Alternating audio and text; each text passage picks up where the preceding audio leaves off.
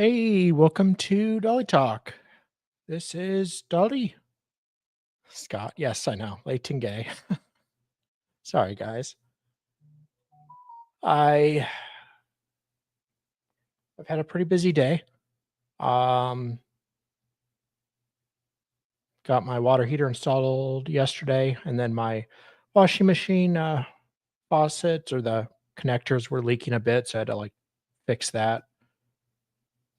Lots to do, but here we are on day 3 of the Stefan and Angelle trial.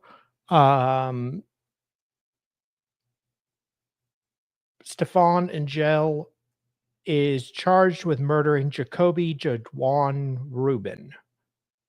In 2022, this is a retrial because the first was a hung jury. So we are going to be starting with the, I believe the ballistics girl. She talks about some of the ammunition and such. And we'll see where we get to. For sure, we should be done Monday, tomorrow.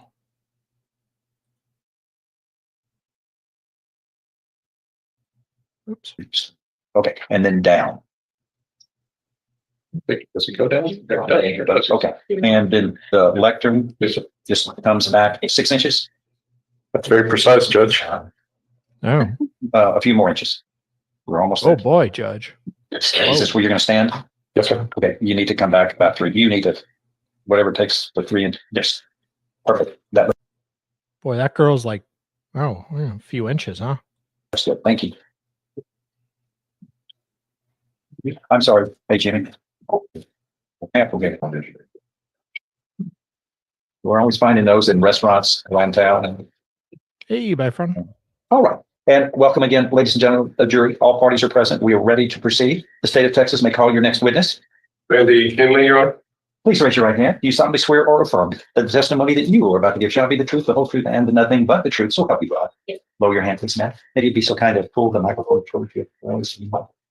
Need to move the chair up just a little bit. Yes, ma'am. Thank you. Oh, sweet God. It's a directional mic, which means you have to speak right into it. It just doesn't capture a lot of the sound around the perimeter of it. No, I married a lady. Your side. Go ahead. Go ahead. State your name for the record, please. My name is Randy Henley. And what do you do for a living, ma'am? I am a forensic scientist, firearms examiner at the Jefferson County Regional Crime Lab in Beaumont, Texas. How long have you done that job? I've been employed at the crime lab for 18 and a half years, in the firearms section for approximately a little over 17. All right. So what's it take? What kind of training and education does it take to do that job? To begin with, my formal education consists of bachelor's of science degrees in biology and psychology from Lamar University, also here in Beaumont, Texas. Beyond that, I have specific training from the ATF, or Bureau of Alcohol, Tobacco, Firearms, and Explosives. Multiple armors courses for different firearm manufacturers, including Glock, Ruger, High Point, Springfield, Beretta.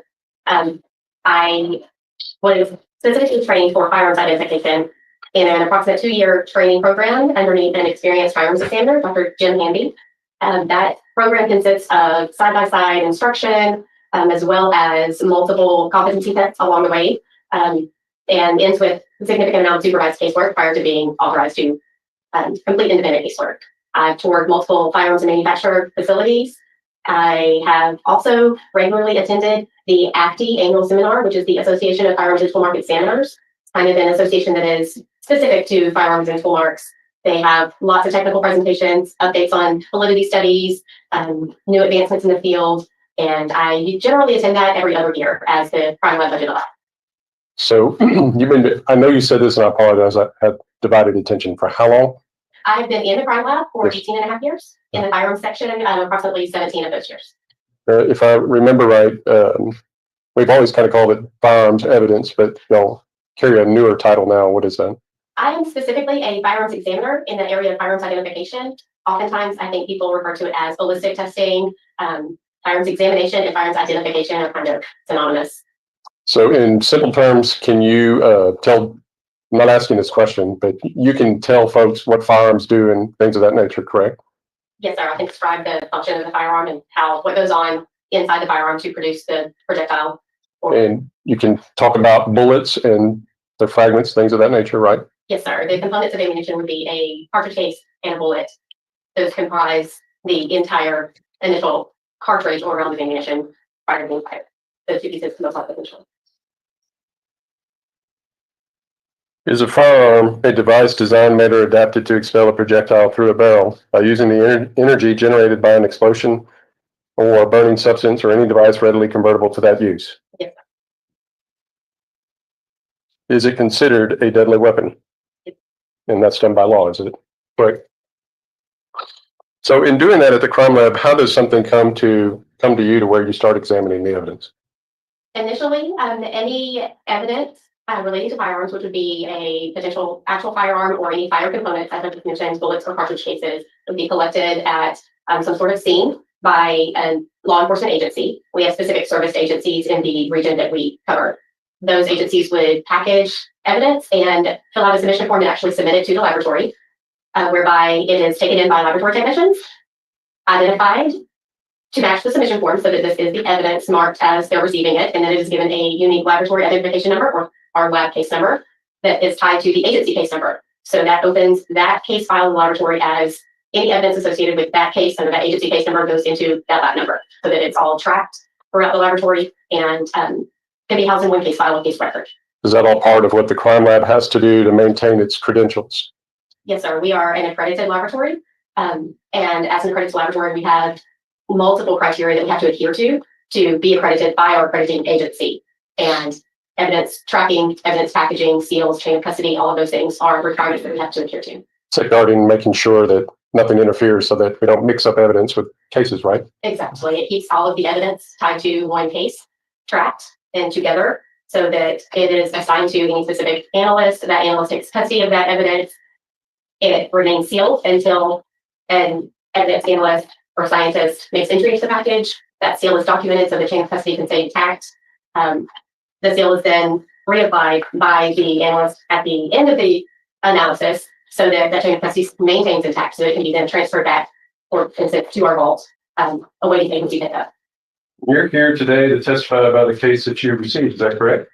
Yes, sir. And what was the specific, who did you receive what was the agency that you received the evidence from? I believe this was from the Port Arthur Police Department. And do you remember the case number associated with it from Port Arthur? Remember, no, but if I can check my report, I can. Please. I have Port Arthur Police Department agency case number 51691-21.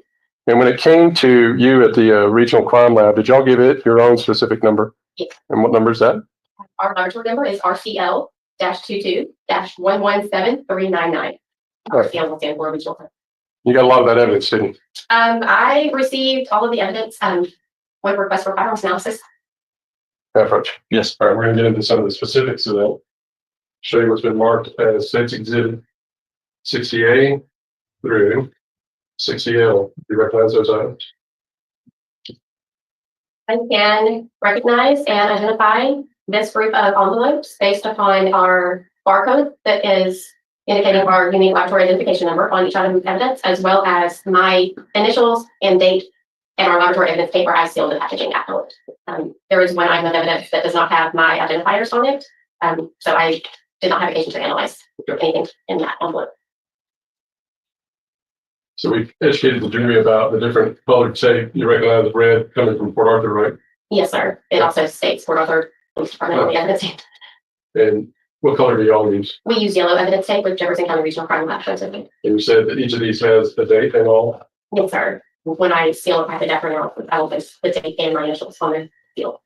On 68, this does not have your yellow crime lab, so it wasn't handled by you, is that right? That's correct. I also did not see the lab barcode with our laboratory number, so it doesn't appear to submit it to the lab. Will you affirm for me for the record that it does contain the Port Arthur Police Department case number that we've been dealing with? Yes, sir. On the label, the Port Arthur Police Department case number is the same. And does it purport to have the same date and information as to, for example, State's Exhibit 60B? Meaning Port Arthur's tape, their date and initials from MK? Yes, sir. The initials and dates on the red evidence tape are to be the same. Somewhere with tender State's Exhibit 60A through 60L. No objection, Sage. 68 through 60. L is in Lincoln. Is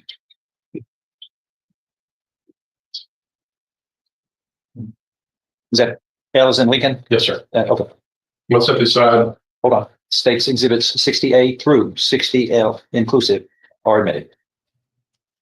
We'll set that aside and we'll talk about what that means in a moment. Let's get through the rest of the physical evidence, ma'am. I'll show you what's marked, states exhibits 61A numerically through 61R.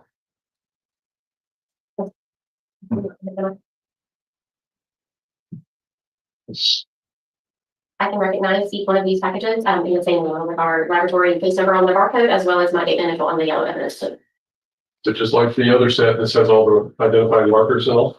Yes.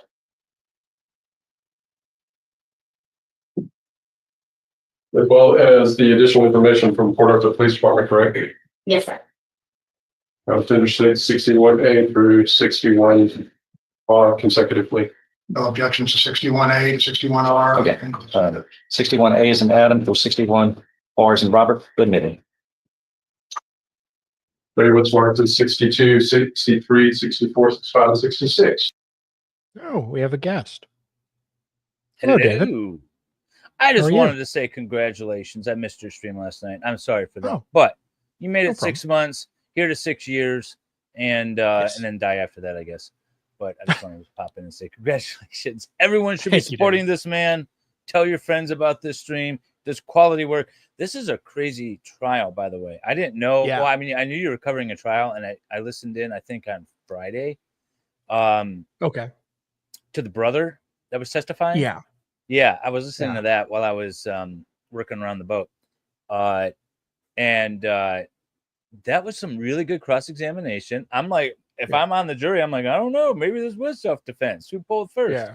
Yeah. It was quite good. And this is a really good trial. Did you just happen to stumble across this one?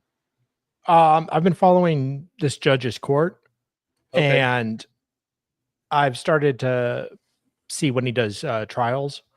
So I'm trying to like get some like just normal trials that happen every day.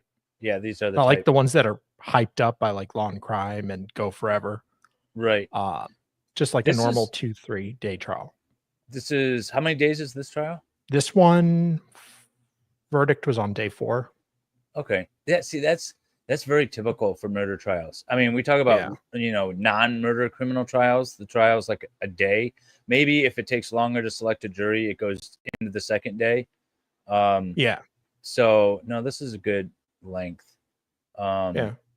Yeah, no, this is good. So anyways, I just wanted to say congratulations Thank you. on being sober. It's a noble move. Only you can really, push this through. So all the credit Yeah. goes to you and absolutely nobody else. But that's a good thing. So that's all. Thank you. I appreciate That's it. all. All right, Oh, I'm gonna jump thank you. off now and listen in the background. Okay. Sounds All right, good. see you All right. later. I'll see you. Thanks. Bye. Bye.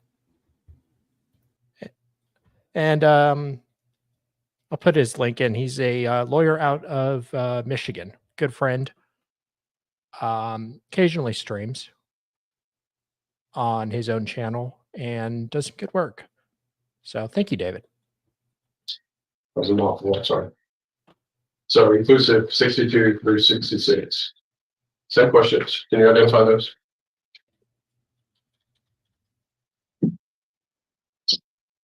Yes, sir. I also see the laboratory case number with our barcode and the yellow evidence state with my initial and date. Likewise, do you see the Port Arthur information on these cases? Yes, sir. They were still dealing with same case number, same events, correct? Yes, sir. Interstate exhibit 62 through 66. I really don't think that these are all political things. You say enough that they were secured. No objections to 62, 63, 64, 65, and 66. They're admitted. Now for the last set I believe we received, which is States Exhibit 81, 82, and 84. You recognize these items? In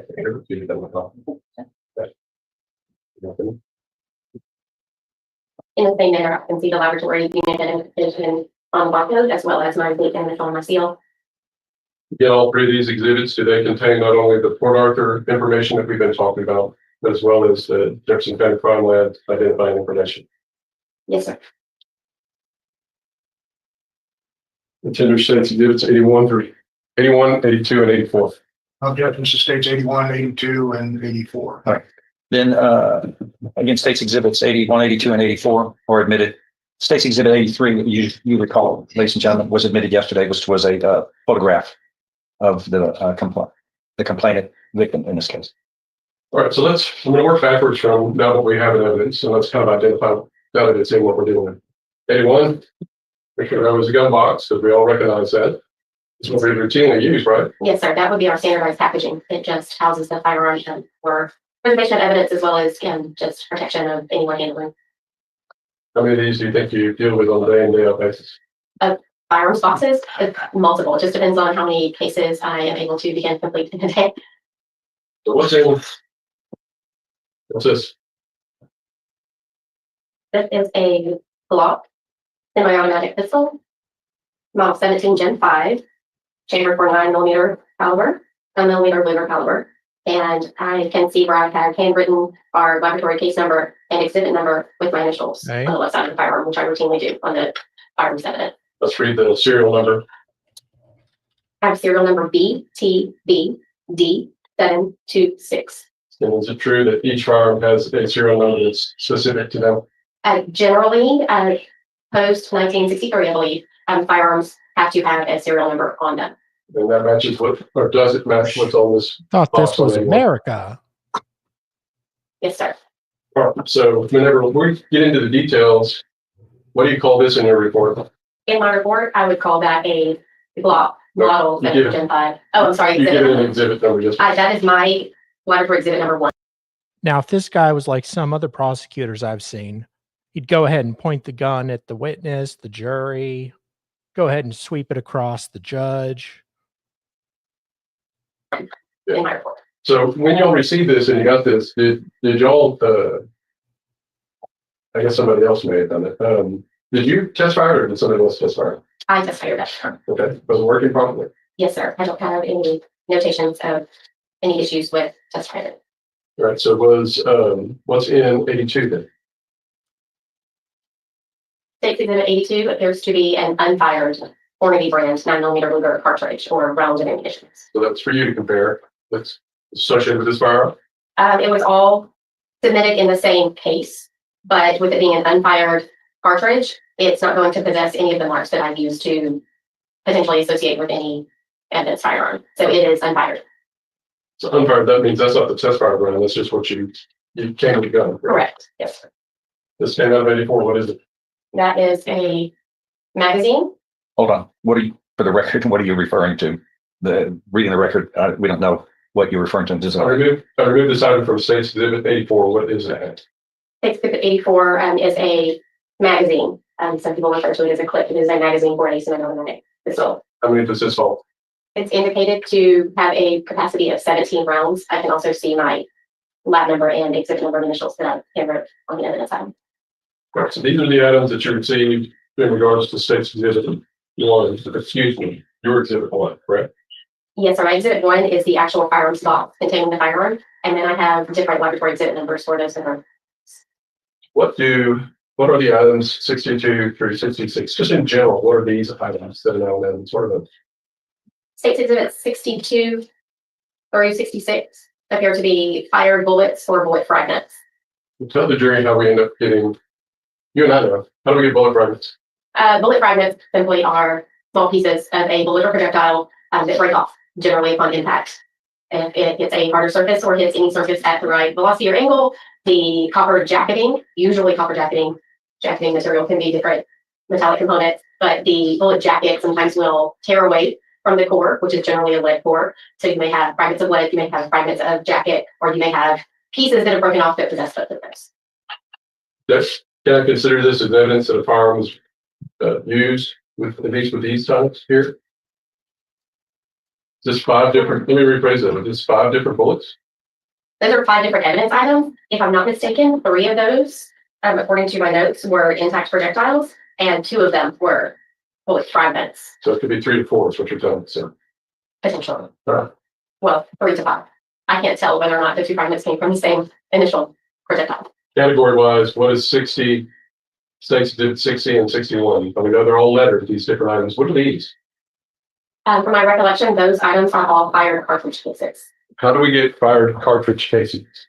The cartridge case of a unfired cartridge for round ammunition, which I'm sure most of you probably have heard, and I've heard of a cartridge, in fact, cartridge will have the casing, which houses the primer and gunpowder. The projectile or bullet is wedged into the opening of that cartridge case. And upon striking of the primer from the iron pin inside the firearm, there's a small spark that is ignited. That spark ignites the gunpowder inside the casing. That burns, and that internal explosion produces gases that then force the projectile out of the casing, generally down the barrel of the firearm. And that's how the bullet is shot out. When that happens in semi-automatic pistols, especially, the cartridge case is generally ejected from the firearm, kind of all at the same time in one cycle. Revolvers don't usually eject their casings, do they? Revolvers typically don't. Revolvers will hold the casing in the cylinder, the little holes. They stay in there until it's opened and ejected manually.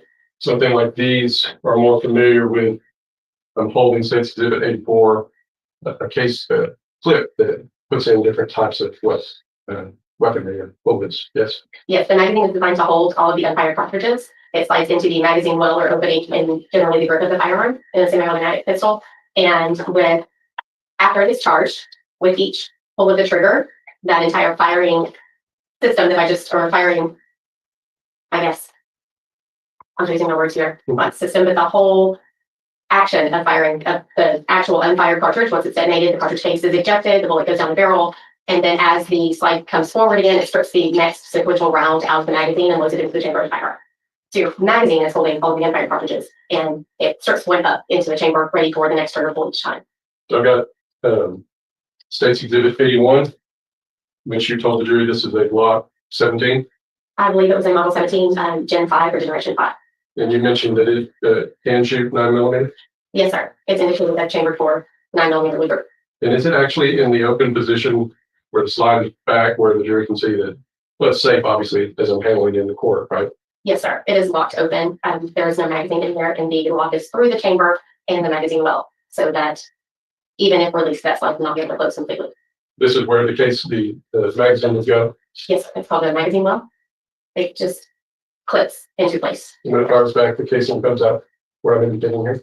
Yes, sir. It is both loaded into there from the magazine as well as ejected from there, start firing. So your exhibit 1, excuse me, my States Exhibit 81 is capable of shooting and is, your wording was set to handle 9mm. It's chambered for 9mm Luger ammunition, meaning that the manufacturer specified that that was manufactured for 9mm Luger ammunition. Which matches this clip in 84, the magazine, Yes, sir. That will hold 9mm Luger ammunition. So and matches what's the unfired bullet in 82, correct? the unfired cartridge, yes, sir, with also 9mm. So all these cases that are represented in 60A through 60L, what type of casings are these?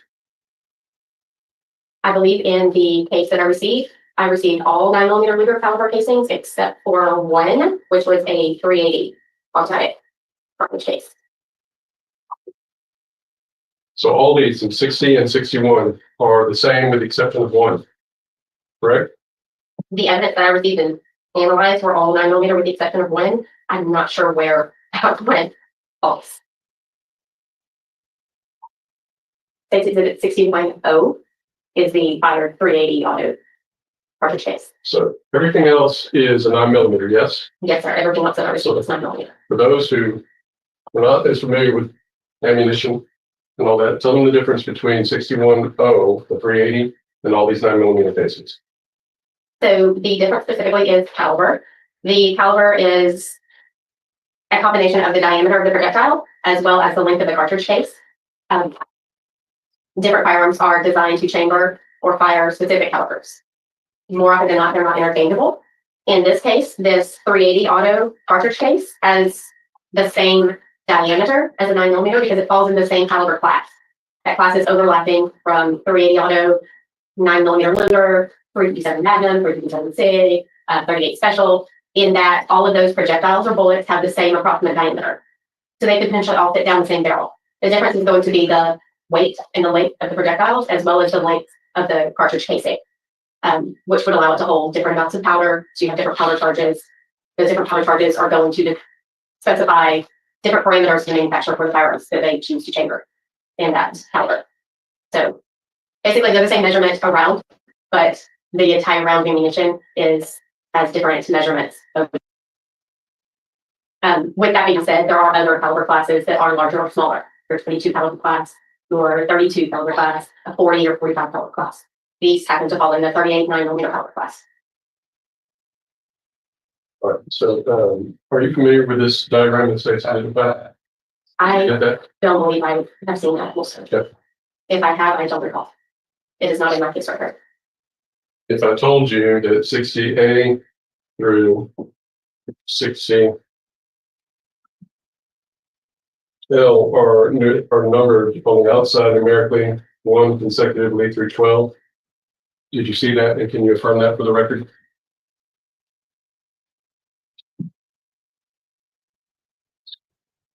Yes, sir. I do see consecutive numbers 1 through 12 handwritten on each envelope. If I told you the testimony was that casings were found and were marked by evidence codes 1 through 12 here, as I've indicated, that would make some semblance of sense, would it not, that these are 1 through 12 cases? Generally, from my experience in processing crime scenes and seeing evidence numbered by agencies that were collected from crime scenes, evidence markers are usually used numerically to number evidence items. If there are similar evidence items in a similar location, oftentimes I'll have sequential numbers. For all of those being in a similar location, with the exception of the 380 caliber cartridge case, that would make sense to me based upon my experience.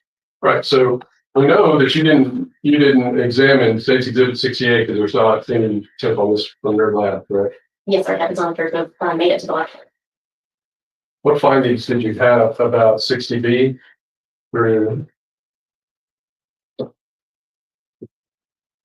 Alphabetically through 60L. What's your finding when you did your testing for those particular cases? If I may confirm my exhibit numbers on these, Yes, please. just so that I don't misspeak. Yes, ma'am.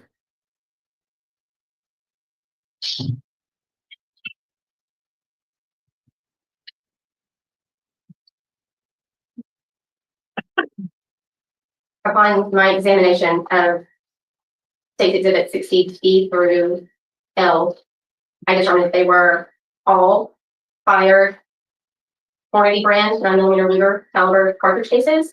And based upon a microscopic examination, I was able to come to the conclusion that it is my opinion that they were all identified as having been fired from the same firearm. Were you able to determine what firearm it was? Yes, sir. In this case, I was also able to examine State's Exhibit 82, I believe, the firearm. 81. 81. And I was able to positively identify these based upon my microscopic examination. I was able to issue the opinion that they were fired from State's Exhibit 81 firearm. So all these casings from your expert opinion came from your Exhibit 1, State's Exhibit 81. Yes. Do you have any findings about the random 380, which is numbered as 28, or State's Exhibit 61? Oh, excuse me, 610. It's State's Exhibit 610, the fired 380 caliber cartridge case, was the only item of evidence of that caliber that I received. So there were no other items of evidence to measure compare it with or to compare it to. Was it ruled out from this Glock 17, your Exhibit 1? Yes, sir. It was eliminated based upon class characteristics as having been fired from State's Exhibit 81. So we don't know where 610 came from, which would be 28. Yes, sir. I didn't have anything that I could compare against that item of evidence to form any other opinion about it. Now, let's move on to this grouping of 61. Numerically, excuse me, alphabetically, these go from A to R. What were your findings on these? Remembering that we took out the letter O. Okay. Sorry.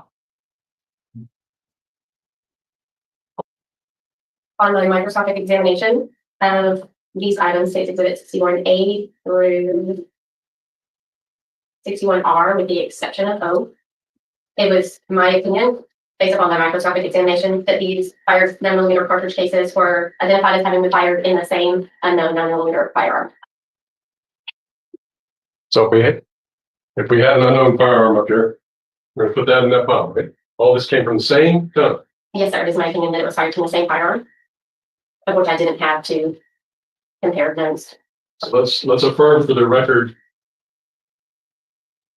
that these are numbered on the outside, 14 through 31, sans 28, which is 61 of. Yes, sir. That is correct.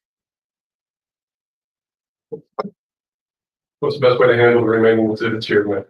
How do you want to do that? I believe that the remaining exhibits are fired projectiles or projectile fragments or bullets or bullet fragments.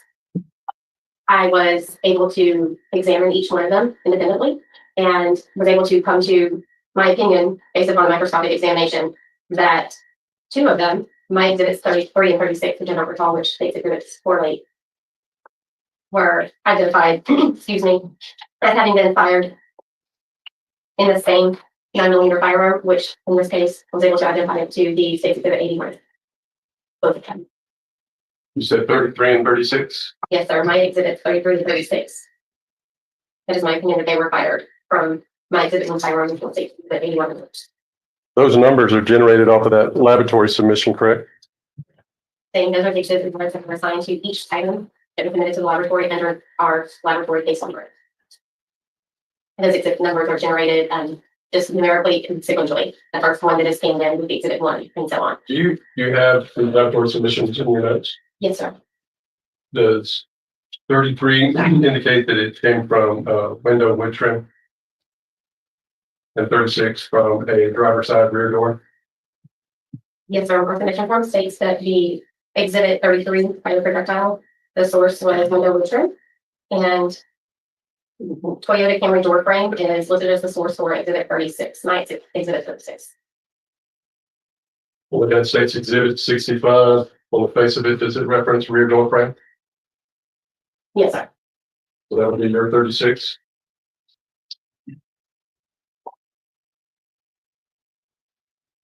Yes? Yes. I'm sorry, if you answered, I didn't hear it. I thought it. Okay. It states 64. I'm thinking, let's see if it's 62. States exhibit 62 from North Wall on 11th Street. Exhibit 62 is correlating with my exhibit 33, and it does state on the label for whatever PD projectile from North Wall and address 11th Street. All right, so these two, states exhibit 65 and 62, you said were fired from the same gun? Based upon the microscopic examination, it was my opinion that they could be identified as having been fired from the same firearm, which happens to be states exhibit 1 firearm. So these two came from your exhibit 1, Yes, sir. coming from the driver's side rear door frame, as well as the house on 11th Street. Yes.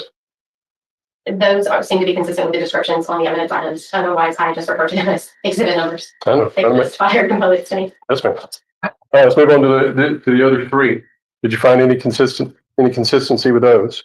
In the fire projectiles and projectile fragments, my exhibit 35 was also determined to be a fired bullet, consistent with 38 9mm class, and most consistent with 9mm Luger. And it was eliminated as having been fired from state exhibit 1 firearm based upon class characteristics. And I did not have anything further to compare that fired projectile to. Let's see, where does 35 come from? From the submission that says from the steering wheel, correct? On my submission form, it does have the description as projectile from Chevy Sonic steering wheel with red plastic from inside steering wheel, only electronics is listed. Is that what states exhibit 63 is? Yes, sir. It states projectile from Chevy Sonic steering wheel with red plastic. So this, if I understood you correctly, does not come from exhibit 1. And no, sir, it was my opinion that it could be eliminated, having fired from the state's exhibit 81, as well as the other two fire projectiles, based on class characteristic differences. So these other two don't come from exhibit 1 either. Those two were fragments, as we discussed earlier. I believe one was a copper jacket fragment and one was a lead fragment. So there appears to just be pieces of the jacketing material of a fire projectile and piece of the core. And they did not have any individual characteristics or microscopic markings that I could further evaluate. So I did not render an opinion about either of those. So as They weren't to suitable, for example. 66 and 64, it sounds like there's just not enough left here from the bullets for you to give us something. Yes, sir. I evaluate the microscopic tool marks that were imparted onto the evidence by the internal bearing surfaces of the firearm and Imparted on the evidence by the internal bearing surfaces of the firearm, which they'll impart tool marks onto the fire components. Those microscopic markings are what I evaluate under my microscope to render an opinion of a positive association or not. Those small fragments did not possess any of those markings for me to evaluate, so they were unsuitable for comparison. So we're gonna set these aside along with these other two here where you really didn't do any testing on the 380, you kind of ruled it out because it was different. And then one casing you didn't see. Correct. So 380 I evaluated, looked at the markings, but based upon caliber differences and no indication of having been attempted to be fired in a different firearm that it was chambered for, I had nothing further to compare it to. So I'm going to put 66 and 64 here because we don't have any ultimate findings, right? Correct. Just evaluation of them, but nothing to compare. Back to the one I had in my hand, 63. If I heard you right, you determined it did not come from exhibit 1. In other words, exhibit 1 didn't fire this. That was my opinion based upon my microscopic examination and the differences in class characteristics that I observed on that evidence side. Can you tell me whether or not it came from this same unknown firearm that shot all the stuff in 61 without 61 up? I cannot, because it is a fired projectile, which during the firing process is separated from the cartridge case. So it is marked by different areas of the firearm inside. So different sources of tool marks. I cannot put those two back together. I could connect them if I had one firearm that I could use as a known specimen comparison. And to be clear, since exhibit 63 comes from the steering wheel. Yes, sir. Okay. We'll leave those there just in case you need those notes.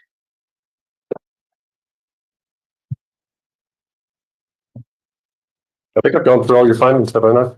We kind of jumped around a little bit, but I think I've gone through everything in your report. Evidence that I received for analysis. Yes, sir. Thank you, ma'am. Okay, Cross. Oh, Good wow. morning. The evidence, my question, This, the evidence that you identified coming from firearm. Which rounds were they? Are you referring to cartridge cases or projectiles? or both? Projectiles. Projectiles, those were my exhibits 33 and 36. I do not recall state's exhibit. Okay. And how did you determine that they were fired from this weapon? When I receive a firearm, I test fire it myself. The purpose of that is to determine whether or not it functions, as well as to collect known specimens. So my bullets and cartridge cases that I fired for the firearm, those become my known specimens. And those specimens, provided that they have reproducible and repeating marks on them, which I evaluate on my microscope to begin with, I am then able to use those specimens to intercompare against fired evidence items. When you examine firearms, there's really, would you agree with me? There are several ways, but two major ways to determine whether or not a cartridge or a projectile comes from a certain firearm. Can I explain further? Yes, sir. I saw that about one of them. When you looked at the casings, you looked at the firing points and I guess the markings or scrapings from the actual, when it got fired. Don't they make marks? Yes, sir. Those are the microscopic tool marks that I refer to evaluating on the microscope.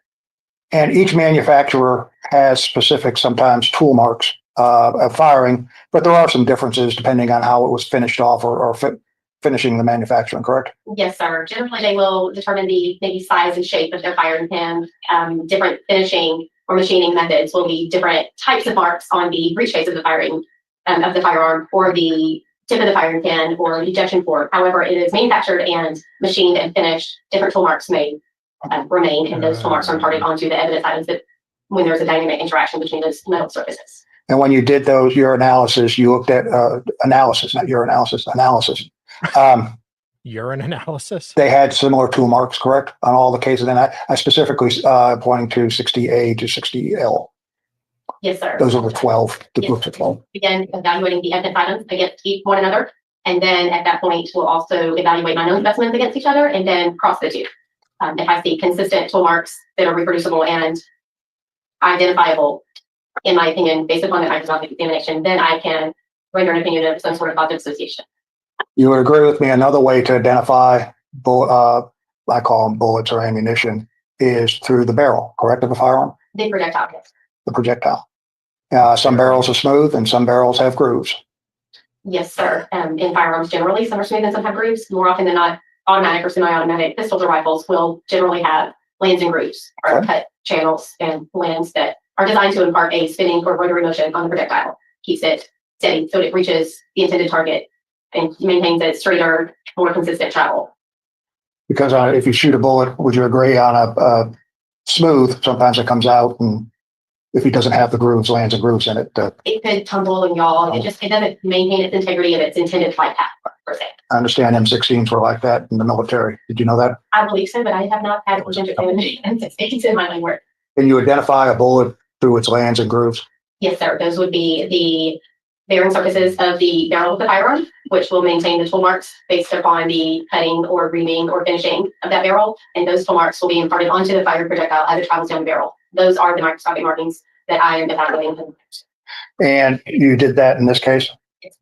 And each manufacturer has a specific or unique type of barrel, land and groove markings usually?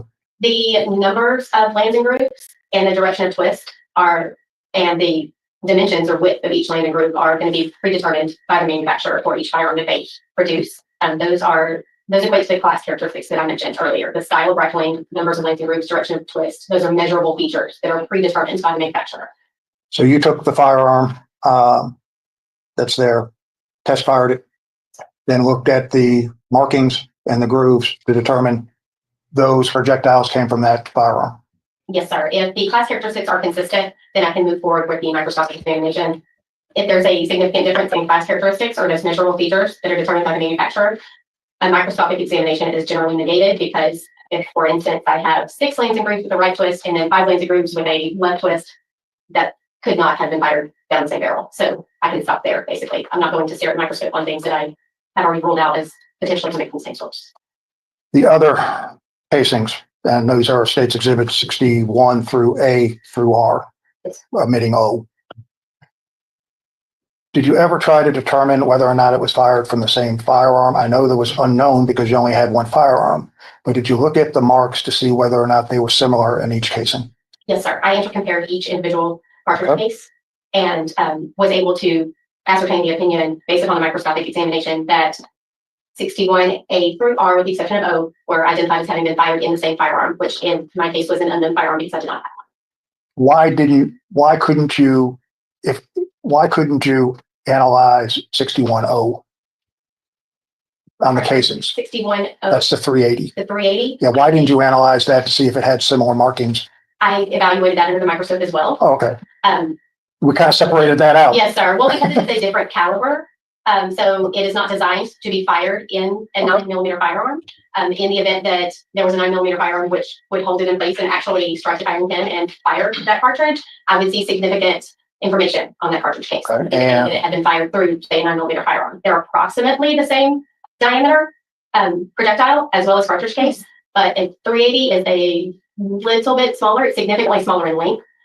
So as the internal explosion occurs inside the cartridge case, any cartridge case is going to expand just a little bit, and that expansion allows it to more forcibly contact the chamber area of the firearm.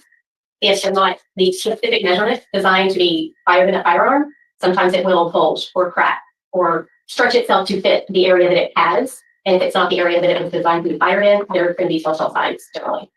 I did not see any of that on that, so it would appear to me that was fired in a 380 caliber firearm. So you couldn't make the comparison that it was fired from a 9mm firearm. I did not see any evidence of it having been fired from anything other than something designed to fire on the front. You did not open up the packages in 60 and 61, which are the casings. But I want to show you some pictures and if to say, yeah, those are casings. Okay. I show you States Exhibit 42. Pick up the casing. Yes, sir. This is States Exhibit photograph 43, right? Yes, sir. I see the cartridge cases. Kind of looks like, yeah, it kind of looks like one of them is kind of dented, right? Yes, sir. What would it cost that? Any intermediate target as it's ejected and landing, it could have been stepped on, rolled around, kicked around, run over by a car, any sort of intermediate action like that. When you analyze the cartridges that are 61, our state's 61, okay? The ones from the unknown. Were all the cartridges the same manufacturing? No, sir. I believe I had an assortment of different manufacturers. Okay, how many assortment of manufacturers? I believe if I can reference my notes. It appears approximately 9 different manufacturers. And you would agree that 9 different manufacturers probably uses different materials, similar, they're brass casings, but different makeups, different colors, stuff like that. Yes, sir. And I actually had brass cartridge cases as well as steel, brass and nickel primer types. And is that when you start taking a look at stuff that this is a bright brass and whatever that may be is dull, right? Yes, sir. This is States Exhibit 44. That's another one that's kind of dark, right? Yes, sir. And then if I submitted to you that some of these were in grass area or on the side of the road, you wouldn't disagree with me, right? This is States Exhibit 43 that we're located. That's not uncommon, That's right? not uncommon. Yes. And when you take a look at, you asked, when you take a look at States Exhibit number 5, you would agree with me that if these represented casings, they were kind of spread over a large area, correct? Yes, sir. When cartridge cases are ejected from firearms, they're forcibly ejected.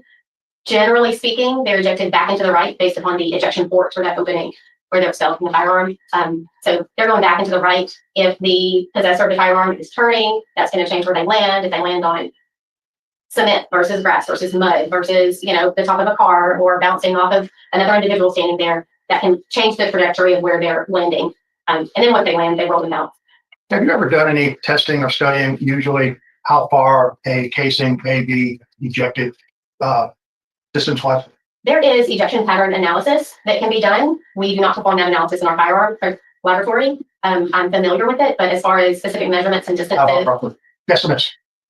I'm not even really sure. I would say anywhere from 5 to 15 feet potentially, if I had to guess, but Yeah. I've not measured that distance. So And that's usually, it depends on a lot of factors. The way the gun was, was down, was up, good, right, whatever it is. But if the anywhere from, possessor was moving in any way, then obviously the location is going to change. If they're running, if they're advancing, if they're spinning around, or anyone walks in between and encounters the path of that cartridge case. They're small little items that just get knocked around. and as we saw in 43, did you have any other casings that were damaged? I have noted that my exhibits 15 through 19, so approximately 5 of them were crushed, some at the mouths or the openings, which was my description of what we saw in that one. So at least 5 or so were, 5 of them were some type of damaged. Yes, sir, at the mouth, which was what holds the projectile prior to firing. And if it was crushed like that or disfigured like that, it probably would never have fired through the firearm, correct? That was done after the casing was ejected. Yes, sir. The bullet would have actually been in that position, so it would have prevented it from being dented inward because it would have had the projectile already held in place if it wasn't fired. I did not have any notation of any other major damage on the other parts of the cases. You talked about the clip, which is State's Exhibit number 84. Is that it? Jim? Yes. Exhibit 84 is my exhibit 2, which is the And you said it was a 17 round clip? the indicated capacity is 17 rounds on that magazine. Oftentimes it's marked by the manufacturer, some of them aren't, and they'll have to confirm it. And sometimes, in addition to that, there could be one in the chamber, correct?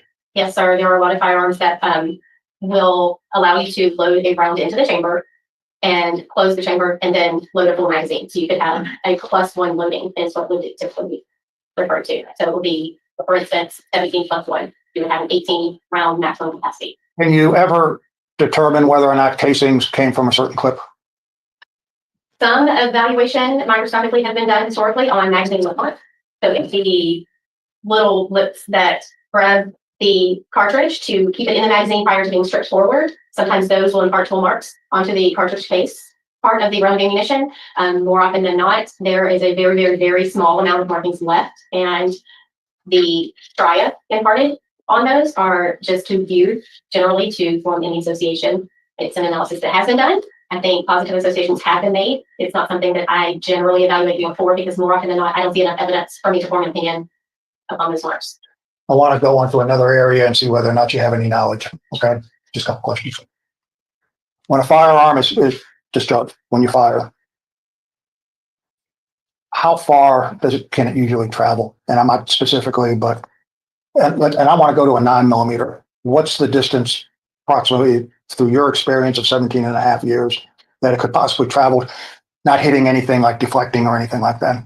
Be completely honest, I can't give you a distance on that because when I conduct test fires, I'm shooting into a water tank that will capture the projectile, slow the velocity down, and let it land in the water. Because when I'm test firing, I want undamaged, intact specimens. The water slows it down and lets it just fall to the bottom, so there's no other material that's encountering. So I get a what I call pristine projectile, pristine cartridge case, which is collected in netting around my shooting port. So I'm shooting, into a water tank. I'm not shooting at a target. I don't think that I have enough experience to give you any sort of defense. I don't do that type of testing. You would agree when it's discharged and it's not deflected off of anything, it goes fairly good distance in a straight pattern. It's not like a lob. Well, over time, Right. it is going to go straight, Okay. and then eventually it's going to lose velocity and drop off. I guess it's going to go in a downward motion if it's not, impeded by any other target.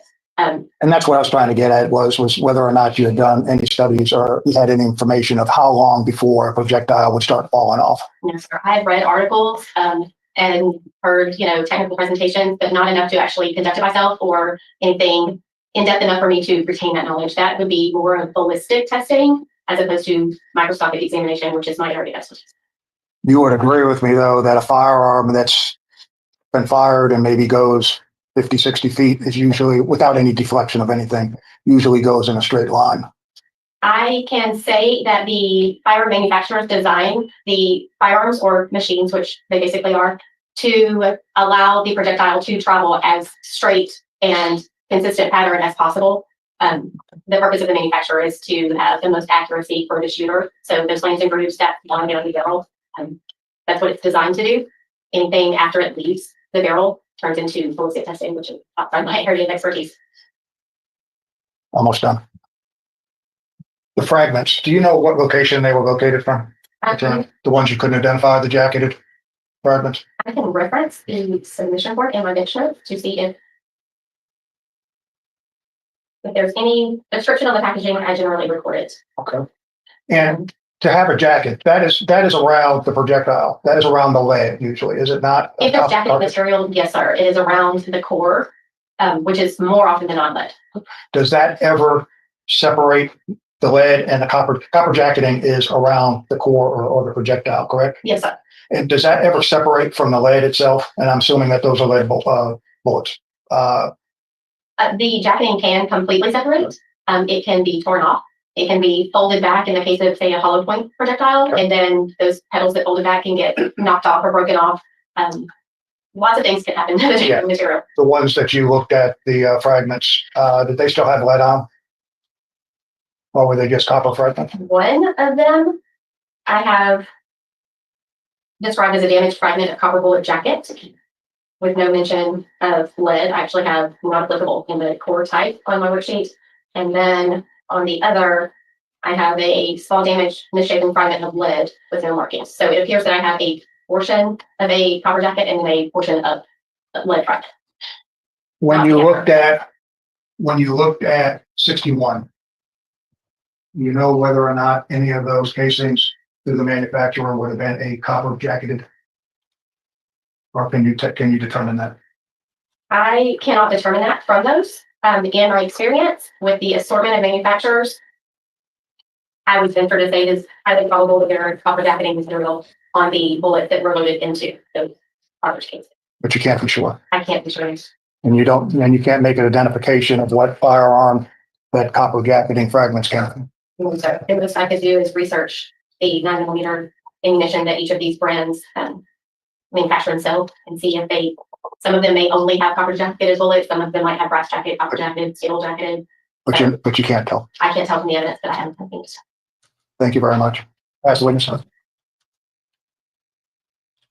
Ms. Henley, you brought an item with you that helps demonstrate some of those things that we've been talking about, right? I actually do have a plastic model. Can you pull that out? Because I know we've been using a lot of terms between Ms. Burbank and I. And I'm also fairly certain some of our jurors already know what we're talking about, but I'm concerned I want to make sure everybody does. Let's. So if they can see you, I'm gonna ask you to stand up and kind of show them what those different terminologies we've been using that item, please. So this complete model would be what I would call a cartridge or a round of ammunition, which I kind of use interchangeably because round of ammunition is what the lasers typically refer to it as. This would be before it's fired. Upon the firing process, the firing pin inside the firearm will strike this primer area. If you can imagine that not being there, it would be just a smooth circle. Inside this primer, there's the primer compound, which is designed to spark. When it is struck by the firing pin forcibly, that spark then ignites gunpowder that is housed in the casing. That gunpowder burns at a very quick rate, produces gases, just like if you see your fire burn and you see smoke coming up, those are gases being emitted. Those gases, as a result of that explosion, have nowhere else to go. They can't come this way because this is all sealed off. When the primer is struck, there's not a hole punctured. It is just dented, per se, or marked. Those gases then force this to come out of the cartridge case. Easier for this. This is the bullet or projectile. It then travels down the barrel. It is completely cylindrical to begin with as it's seated. These marks that you see on this model are indicative of the lancing grooves or the rifling that's inside the firearm. The numbers of lancing grooves and the direction of twist, as I said before, predetermined by the manufacturer of that firearm. How many there are and what direction it spins, as well as the width of each of the lanes for the groove. Generally, they have a direction twist, which starts this spinning. So it engages the rifling as it goes down. It's starting spinning motion. As it leaves the barrel of the firearm, it continues to spin. Slow down, Tex. The height of the gun is down as it leaves the Barrel. And then that spinning continues as it exits the barrel, which will give it the spinning or rotary motion, which will keep it in its consistent flight path for as long as possible as per design. The microscopic marks that I evaluate are the firing pin impression, which you see this little dent. This is very similar to what I see in the scope. There will be ejector marks or extraction marks, chamber marks, where I said it expands and grabs, like fits the size of the chamber, and it's moving a little bit because there's an explosion. So you'll have chattering tool marks imparted by the surface of the chamber. Depending on the machining process, the bearing surface marks that are left behind. The lancing grooves have to be cut or formed into the barrel by some machining process. Those tool marks that are inside the barrel get imparted onto the bullet. I'm looking at those microscopic tool marks. Hang on, one gun part. Yes. That's the casing. Yes, sir. This is the casing or cartridge case. The mat. Bullet or projectile. How does it end up being fragmented? When it makes contact with something, it breaks, essentially. It breaks apart, is torn apart, is flattened, damaged, misshapen, depending on what it encounters. And those things can only occur whenever a bullet is fired from the firearm. Yes, sir. I'm just being very simple. A fire bullet with evidence of firing and damage is going to indicate to me, if it's got rifling on it, I know that it's been fired down the barrel of a firearm. If there's a firing pin strike, I know it's been fired inside a firearm. Right. You can see that here. As to your exhibit 1, we've said that there was a 9mm unfired. That came from where? What's the manufacturer on that? The manufacturer of the unfired cartridge was Hornady, Hornady. and that's what's listed on the labels. Now, as well, That was my exhibit 30. all exhibits 60, did they all come from Hornady manufacturing as well? Yes, sir. The group of 12 cartridge cases that I was able to identify as having been fired from Safety Exhibit 81 all happen to be Hornady brand. All 9mm, and we found that your 33 and 36 plus State's exhibit 62 and 65 are bullet fragments that all came from your exhibit 1, correct? I believe those were intact bullets, but yes, I was able to identify those as having been fired from my exhibit 1. All of 61 minus O all came from the same firearm, all shot by 9mm, correct? Yes, sir. Based upon my records of examination, that was my opinion. Here's what I neglected to ask you. We know that there's a lot of manufacturers make this type of ammunition, Yes, sir. There are many, many different manufacturers or brands of ammunition. and there's 9 represented in this group. I believe I had approximately 9. Yes. How many different types of 9mm guns are there out there? Like we talked, this is a Glock 17. It can shoot 9mm. How many others are there? I would essentially venture to say that any firearm manufacturer that we are aware of probably manufactures a firearm in 9mm caliber. I can't give you a number. There would be many, many, many. Many. So when we say that this is an unknown firearm that shot all of 61 again, minus one of the lettered numbers. Yes. You're certain it came from one firearm. It is my opinion that they were identified as having been fired from one firearm. That's your professional opinion you're offering this jury today. Is that based upon all your training and everything that this was one gun that did this? 61. Correct. That's my opinion. And we don't have that firearm to know what it is for certain, right? I do not have any other firearms submitted in this case. But by comparison, we have exhibit 1 and we know it did these items that I've already grouped, which is 60, as well as 62 and 65. Correct? Yes, sir. Had I it, was able to specifically eliminate the State's Exhibit 1, or 61, excuse me, State's Exhibit 61, minus the one that we removed as having been fired from. we'll hold those up. So these items, you're saying there's no way they could come from this Glock 17. Yes, sir. Based upon my examination, there was a difference in class characteristics, which would eliminate them as having been fired from State's Exhibit 81. We can't know what happened for state 63, which is the steering wheel. You weren't able to identify that it came from this same unknown firearm, which shot on the 61. No, sir. That is the only fired projectile evidence that had markings to evaluate that I was not able to associate from State's Exhibit 1. That's right. Anything else? No further questions. Oh, was this lady excused? I take it from your silence, you are excused. Please do address all again. All right, we're gonna take a break. Thank you, ladies and gentlemen. 5-10 minutes. Report back inside. Everyone is seated except for the jury and the witness is excused as well. We're Was that in Texas? All right. So when did you arrive there? Shortly after, it was, we were a little after 1 o'clock. I had a call from my lieutenant, saying that there was a shooting at 11 o'clock at Liberty, and they believed that one of the subjects involved was deceased. And he requested I respond to this. Did you do that? I did. Was Mr. Rubin there when you arrived, or had he already been transported? He was not there. He'd already been transported to the village hall. Are you familiar with him to know? I'll show you a picture if that's him. So I'll place this up here. This is State's Exhibit 83. This is Jacoby Rubin. Yes, it is. When you were there, did you do what level of investigation did you do at the scene, sir? So I met with the responding officer. I believe it was Officer Angelle. She kind of gave me a brief synopsis of what she had located and where it was at. So after speaking with her, I kind of walked the scene, which was spanned from the 11th Street intersection of 11th Street and Liberty. It kind of spanned it to the north side of 11th Street. Or, I'm sorry, Liberty and Thomas Boulevard. I remember seeing shell casings on the east and west side of Liberty Avenue, and then there was a blood trail that started in the middle of more on the west side of the 11 o'clock of Liberty Avenue. State's Exhibit 16. Is that the general area that we're talking about? Yes, it is.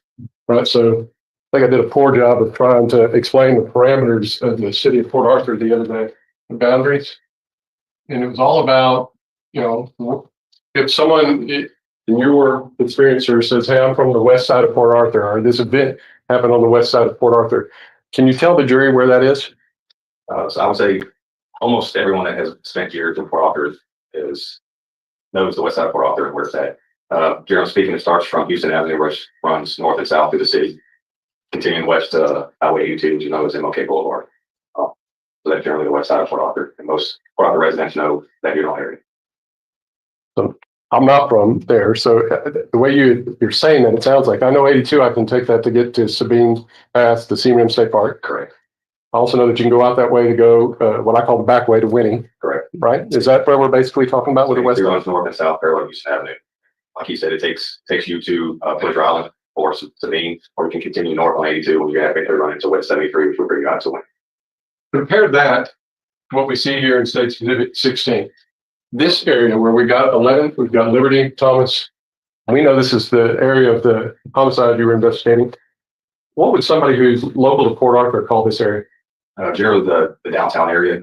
If I had to give you a landmark that most people would know, it would be pretty close to Lamar State College, Port Arthur, approximately 11 blocks north of where Lamar is on property. Okay, so not being from Port Arthur, again, I'm going to use me as an example. When I traveled down that way to come see you, I would come all the way down and I'd take the seawall up because it's a more scenic route, past where you just described, and I'd get down to the police station. Am I right so far? So is this that general area? Correct. Is it colloquially known as anything? Like we said, west side, is anybody, like if I'm from Port Arthur, what would I call that? Some would say the east side. Give you a general idea. So Liberty Avenue runs parallel with Houston and 82. Liberty Avenue is approximately 21 blocks east of Houston Avenue. So if you consider the beginning jurisdictional line or boundary line of the west side of Port Arthur or Houston Avenue, Liberty Avenue is down here approximately 21 blocks in between those two avenues. All right, thank you. Helps me, hopefully helps others. So when you got there, Mr. Rubin had already left. Yes, Right. testimony has been that he was originally located in front of this house at 2248 Thomas Boulevard. That's correct. Is that accurate? Yes, sir. When you were there, did you see a blood trail from where that individual was as far as its distance and all that? I did. And have I asked you to review a video representing that, Yes. showing you what's marked as State's Exhibit 86? Is that video that can show the jury walking through where the blood trail is from the beginning to where it ends? Yes. And you saw that day? Correct. Does this video truly and accurately depict that blood trail as it appeared that day? Now, I think there were some markers that were added. Correct. And y'all with that. Correct. Y'all being law enforcement. Correct. At your direction, Lieutenant. I don't recall go that specific direction, but I mean, I got to rely on other people on different facets to investigations. I don't recall specifically asking it to be done, but it was done. The whole team out there working. Correct. So back to the piece of evidence. Does it truly and accurately depict the events as they appeared on December 27, 2021? That area is specifically highlighted up on the big screen. Yes, it does.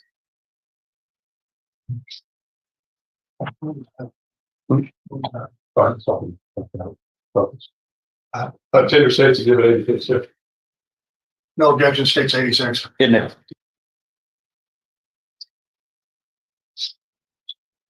Permission to publish. Go ahead.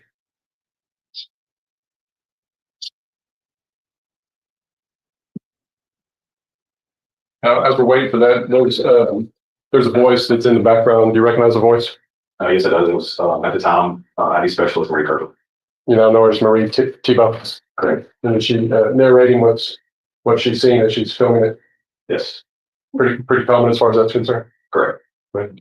Before you actually hit play.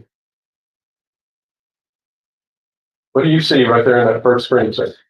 Appears to be red blood splatter. And that's on the roadway there, is it not? Correct. Is that here? Is in this other screen on Liberty? It was on Liberty Avenue. Not specifically where you pointed though, but yes, it was on Liberty Avenue. Fair enough. But it's on, this is Liberty Avenue that we're looking at close, correct? Correct. All right, go ahead. On her block of Liberty, there's a whole street that's close. That we're trying to one of the guys. On the commercial.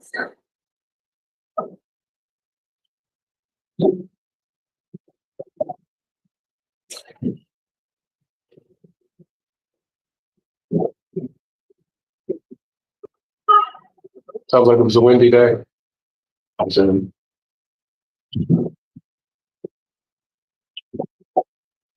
This is as the victim was going north towards Cost Boulevard.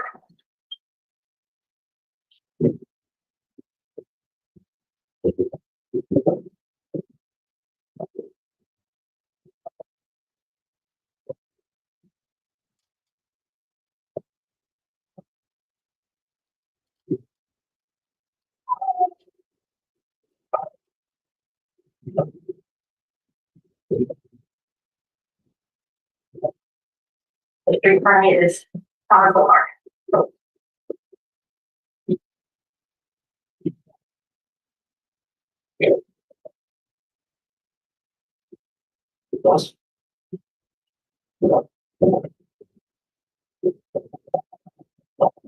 I'll tell this where it's so flat. You bring so I think about here. So as that ends, that's what you saw when you were at the scene as well, right? That's correct.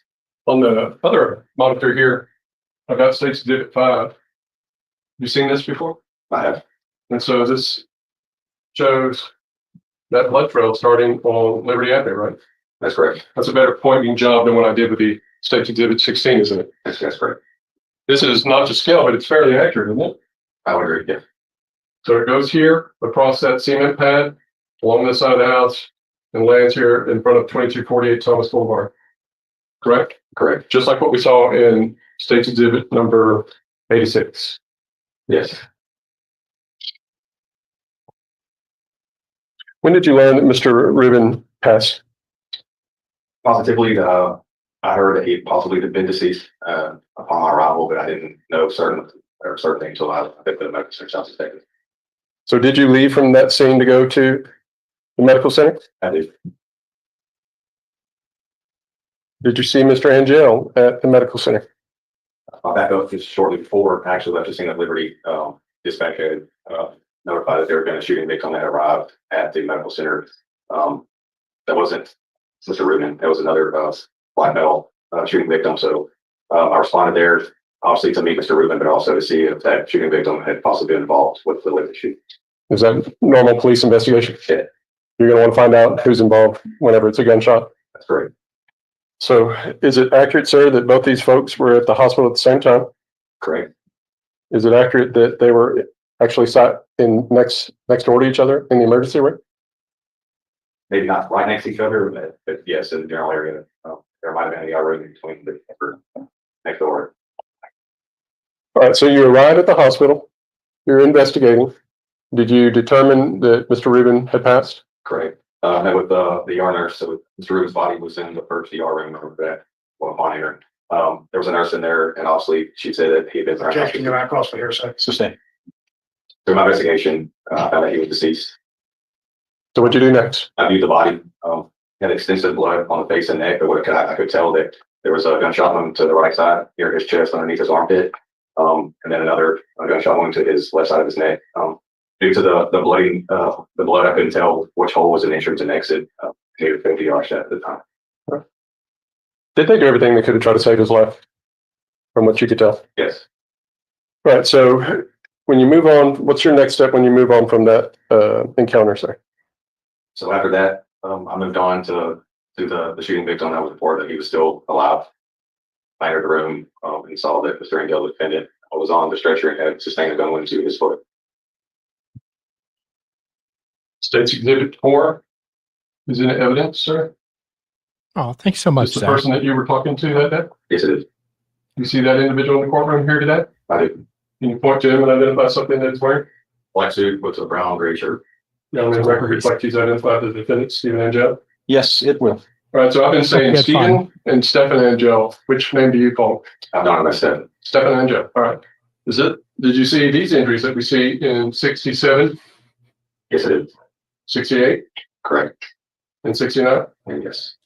And did you see him wearing these clothes that are in 70? Yes. When you talked to him, were you investigating the murder or were you investigating his gunshot wound? Believe it or not, I was investigating both. Hey, Mark. I started the initial investigation and was just asking him what happened. He wanted to tell me that he was standing. Before you go into what he was saying, was he under arrest? No, it was not. So it was just trying to figure out what was going on, right? Correct. At If that he had point, jumped up, hang on. If he had jumped up and wanted to leave the hospital, would you have let him? correct. So what did you ask him? I asked him what happened. What did he say? He had told me that he was on the west side of Port Arthur with some friends standing by a car. Was shot in the foot due to crossfire, but he could not tell me who he was with, where specifically he was at on the west side, and who was shot. Did you ask him if he wanted to press charges? I did. What did he say? He said he didn't want to. Now, we've asked that question of a couple of officers along the route. How common is that in Port Arthur? Or people go, hey, I got shot, but I don't want to press charges. Believe it or not, it's common. Happens. How often would you say, Detective? More than I would like. The jury, you don't know, has already heard one of the body cam footage where we have an officer out talking to another individual and shots are heard and somebody comments, that's Port Arthur, baby. Is that an accurate statement? It is. We're just going to hear shots fired in Port Arthur? The amount of crimes that I've investigated or heard about just with being shot, being fired was astronomical. Yeah. Is what it is. All right, so you gave Mr. Angelle an opportunity to tell you what happened. That's what he told you. Correct. Did you approach him at any other time before he was placed under arrest to talk about what took place? After the initial encounter or my investigation with Mr. Angelle, he told me that I spoke to him the second time. This time it was on recording, and we walked him through exactly what he told us the first time, and he confirmed that that's what he said. So you gave him a second time. Correct. Were you the person that placed him under arrest? I remember telling Mr. Angelle, he was under arrest for murder, but I did not physically put handcuffs on. Gotcha. But you were the one that said the magic words, right? Correct. Was he still at the hospital when that took place? Correct.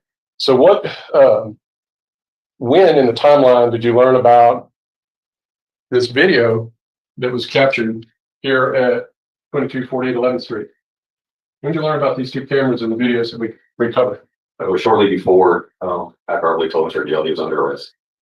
So you had that information you were working with before the arrest? I knew there was a video and had spoken to a lieutenant who had viewed it. I didn't have personally viewed it yet, but yes, I knew that it existed. You're intimately familiar now with that video? Correct. So once somebody's arrested, do y'all stop investigating at that stage? No, I did not. What takes place? Again, we're trying to make sure juries understand the difference between real life and books or movies. What takes place? Follow up investigation. There's always more leads to follow. To arrest somebody, we have probable cause. So it's not the end all be all. You just have enough evidence that gives elements of the time to arrest that person or that continue to investigate to build a stronger case on top of that.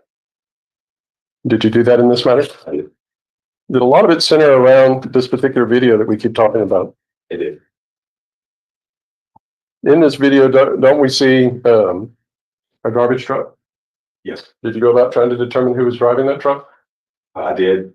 And that city employee was interviewed by another detective.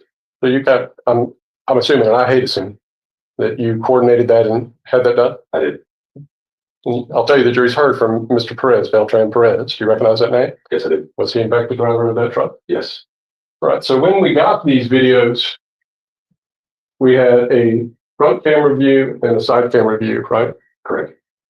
You didn't create the side by side, did you? No, I did not. That was done by our office, right? Correct. Did you have to bounce back and forth between these two videos to make sure you understood what took place that day? Yes, I did. Did you work to try to identify who the individuals were inside the different videos? Yes, I did. All right. So what's your preference, Detective? Do you want to see the side by side for us to continue, or do you want to do an individual? I like it individuals. That's a bigger picture.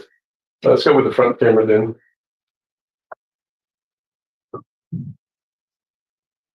So as it is rolling, let me ask you some important questions.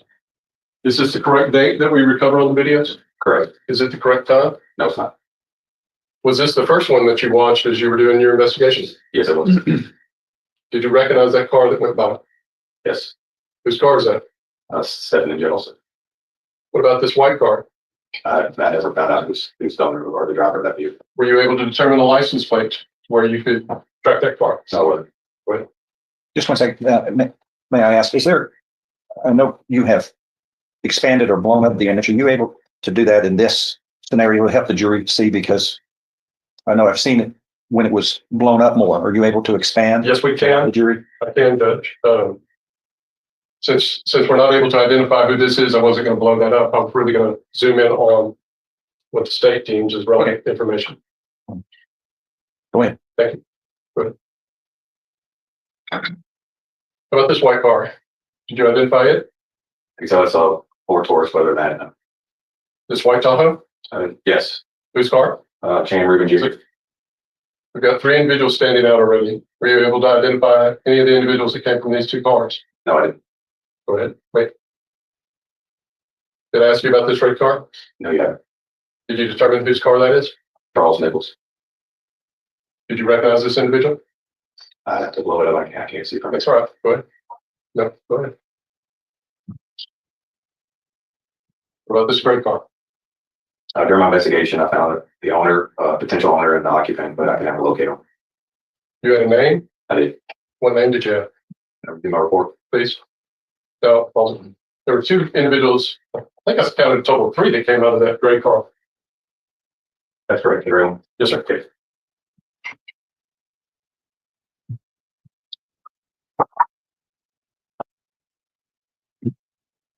I was supposed to be driven by Chris Landor. Okay. And you made efforts to try to locate him and talk to him. I didn't. That was unsuccessful. Correct. All part of that follow-up investigation. Correct. So I think we've identified all the cars that arrived at this particular scene, correct? Correct. We have the Camry that's off the screen and these 5 cars. Correct? Correct. And you identified the Tahoe, the Sonic, You identified the owner of this silver car, but weren't successful in locating that person. Correct. And then off screen, we know Stefan Angelle. Correct. Unknown as to the two white cars. Correct. Have I identified that all correctly? Yes, sir. Okay. Go ahead. What's about to take place here? Physical fist fight. Can we see it in the background? Yes, you can. Let's pause it. Let's zoom in. That's going to be up here, is it not? That's correct. Now, with your investigation, did that fit with what you were told happened, sir? Yes, it was. Good. And who are the individuals fighting there? It'd be Seth and Angelle and Jacoby. Were you able to identify all the other individuals around that fight? Not all. We see the truck, do we not? Garbage truck? Correct. Cars moving? Or someone got in their car? Correct. It looks like the individuals are getting out of the way of the truck. Correct. What did you think that car was doing? Pulling up and actually trying to drive on that gravel road to get out of the roadway for the garbage truck. Is that what you thought these two cars were doing? Correct. Who just ran across, not going to a car? You rephrase that? Who just ran in between these cars headed that direction? Seth and Angelle. Go ahead. Do you recognize him? I do not. Pause it. What happens right here? Mr. Angelle discharges a firearm into the back right passenger tire of Mr. Nichols' car. What's the time indicated here? 1:52 and 19. Any doubt about what happens right here? No doubt at all. Question. Before this incident here, in your investigation, did you determine that anybody had fired a gun before this incident? No, I did not. Did you have any evidence to suggest that there was any firearms until you saw this incident that occurred at 1:52:19? I did not. Go ahead. You see the white car leaving? Correct. See the garbage truck turning right? Who's this guy? All in black. I wasn't available, or I was unable to identify him. The white car leaving? What's happening up here at the top of it? Charles Nichols involved in gunfire. That concerning? It did. You interviewed him about his conduct here and what took place? I did the day it occurred. Jury's heard from him, so I'm going to ask you, what did he basically tell you? In short version, that him and his brother Jacoby had an altercation over social media. They agreed to meet up and fight. So Jacoby, his brother Charles, and his other half brother Jane Rubin met the individuals at Gilliam Circle. For whatever reason, they didn't fight there. They drove to Left at Liberty, which they engaged in the fight, and the shooting occurred. Were you making sure that what he did was lawful? I did. Did you ever make a determination that he needed to be arrested for shooting that firearm? At the time, Did he cooperate with giving you the firearm? he did. Did he cooperate with giving you this red car so you could investigate it? He did. When? The same day it occurred, later that evening. All the same day. Correct. Able to contact him and you did all that. Correct. So when your contact was with Mr. Nichols, he was cooperative, he was answering questions, he voluntarily gave you his firearm as well as his gun. Correct. Is there any more relevant on this, or do you want me to switch to the next thing? Other than Mr. Rubin falling before running away. Did we see that? All right, let's back up. Yeah, the top right.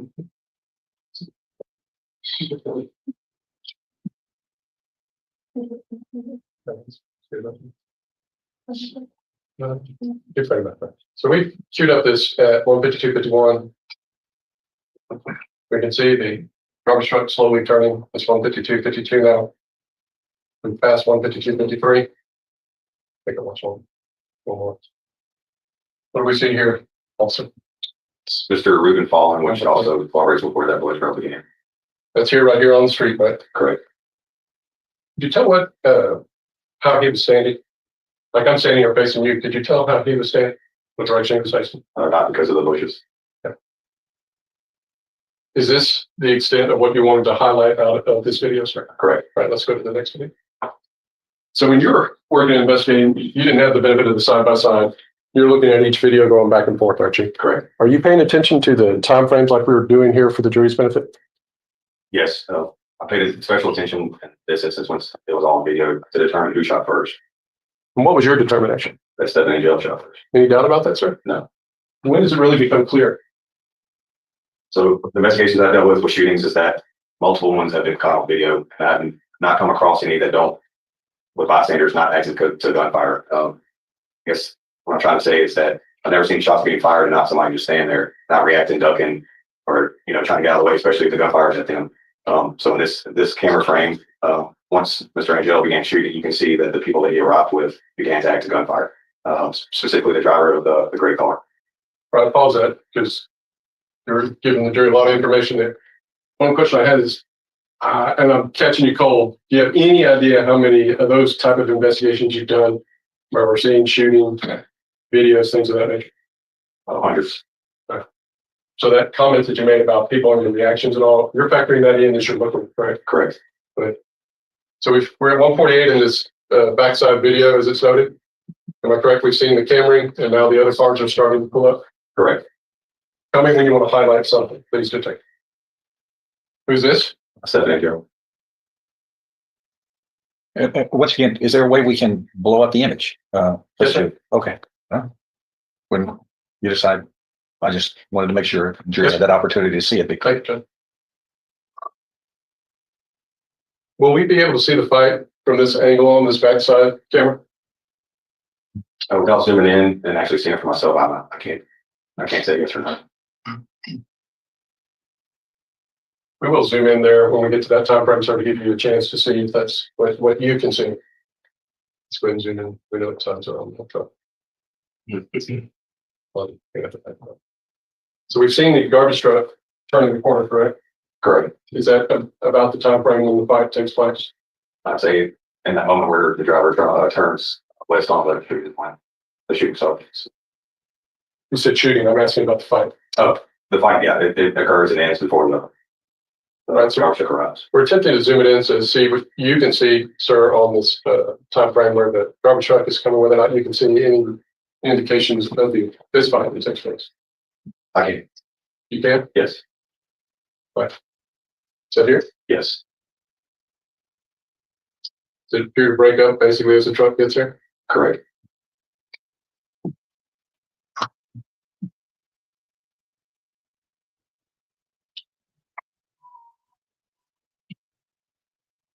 While we're looking at this during cross-examination, the suggestion is made that one of the trash cans that's being put back down had a bullet hole. You remember that? I remember taking a photograph of it. Did you ever find any evidence that there was somebody fired at that trash can? No. State's exhibits. 24 shows the trash can. And 25 shows it, a close up. Is that what you were referencing? It was. Divided attention. Do I need to go back on this or no? You're fine. You can start slowing down. So that on this one. You want to zoom out and right there. Is it from here that we can see where Mr. Angelle shoots? The second time, first time being shooting with fire. Here, the second time when he shoots. So where you paused it, you can see where Mr. Angelle comes from the vehicle, and you can also at this time see Charles Nichols right there behind the garbage can. He's wearing a white shirt and black shorts. Am I pointing? Am I indicating where? Correct. Okay. Note for me that it's 152.48. Is that right? Correct. This is the time where I was mainly watching the gentleman right there on the driver's side of the silver car. Here? Correct. Wait for him to react to some kind of gunfire. So that training we talked about that you have from the hundreds of different situations, you're looking for his reaction? Correct. Okay. Tell me when you see that. The gentleman's waving towards Mr. Angelle's direction.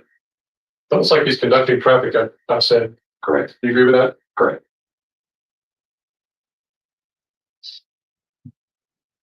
As we're doing this frame by frame approach, we're at 152.52. What do you see else? Mr. Angelle starting to approach away from his vehicle. What about the individual you're watching?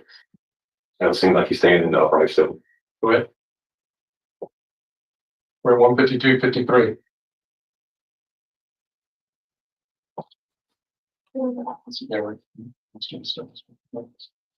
We backed it up to 152.52.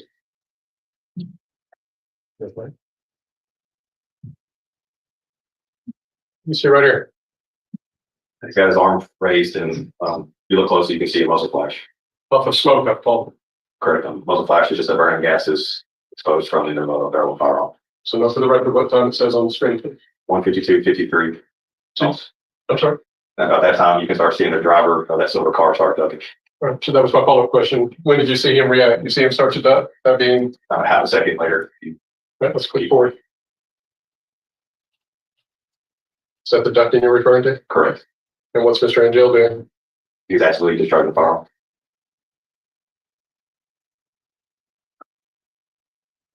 Is he ducking now?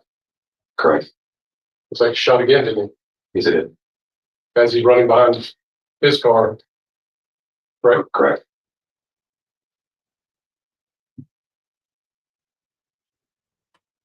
So if casings are found in this general area, that would make some sense, would it not? Correct. We need to keep going frame by frame? No. Is this what you wanted the jury to see from this Yes, it video? is.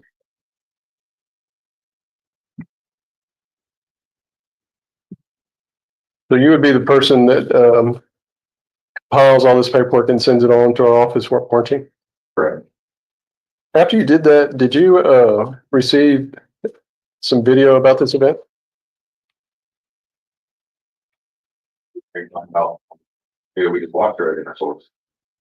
You actually received this video from another source, didn't you? So people, even after you submitted your paperwork, were trying to assist, correct? Correct.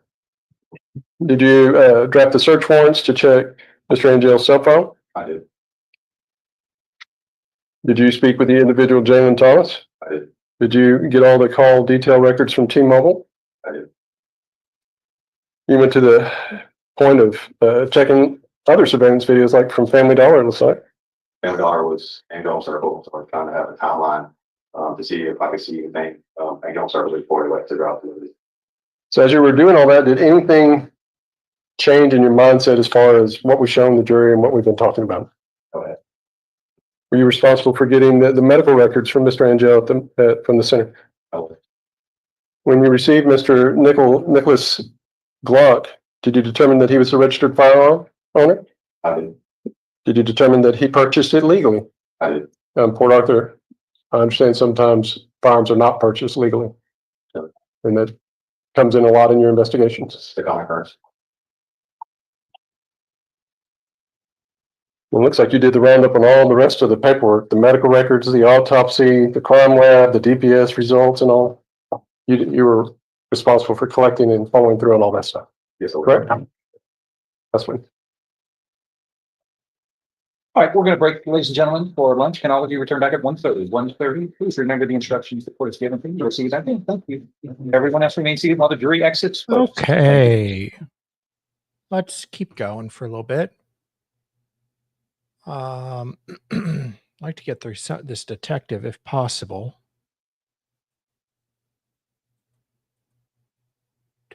The rundown and said, hey, do you believe I have enough probable cause to really can do, but I want to get okay from the VA office.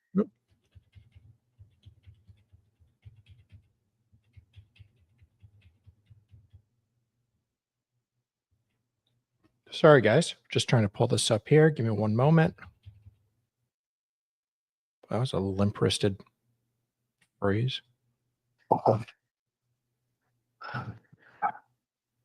You went to the hospital, you observed what was happening in one room, and then went to talk to Stefan in the other room, correct? Correct. And basically, he didn't want to do anything. He got shot. I'm not filing any charges, right? And we did hear a video, as Mr. Ham said, from one of your officers, and he basically said the same thing. I got caught in crossfire. I don't know what's going on, correct? And that's not uncommon, that people don't want to get involved or people don't want to say anything or whatever it is, right? Correct. But you had a chance then to talk to Mr. Nichols. Did he, Charles Nichols, did he show up at the hospital? I met with him at the hospital. I remember talking to Jacoby's mother and asked if I could speak with Jacoby's brother. She informed me that he was at the hospital. I located him outside the emergency room to met with him. So he was outside. Do you know if he went or they were holding him outside because of what happened to his to Jacoby, correct? I mean, he wasn't allowed in the room because Jacoby had already passed. I don't know if he was not allowed in the room. I took it as that he didn't want to be inside after his brother shot him. He was outside. He was some fresh air. one of the things I want to talk about is when you went in and you talked to Stefan, and he gave the same response, I guess, as the other officer. I guess you left him in the emergency room or the examination room, correct? I did. And then you testified that you came back and you placed him under arrest. I verbally said he was under arrest, but officer physically put him in handcuffs. For murder. Correct.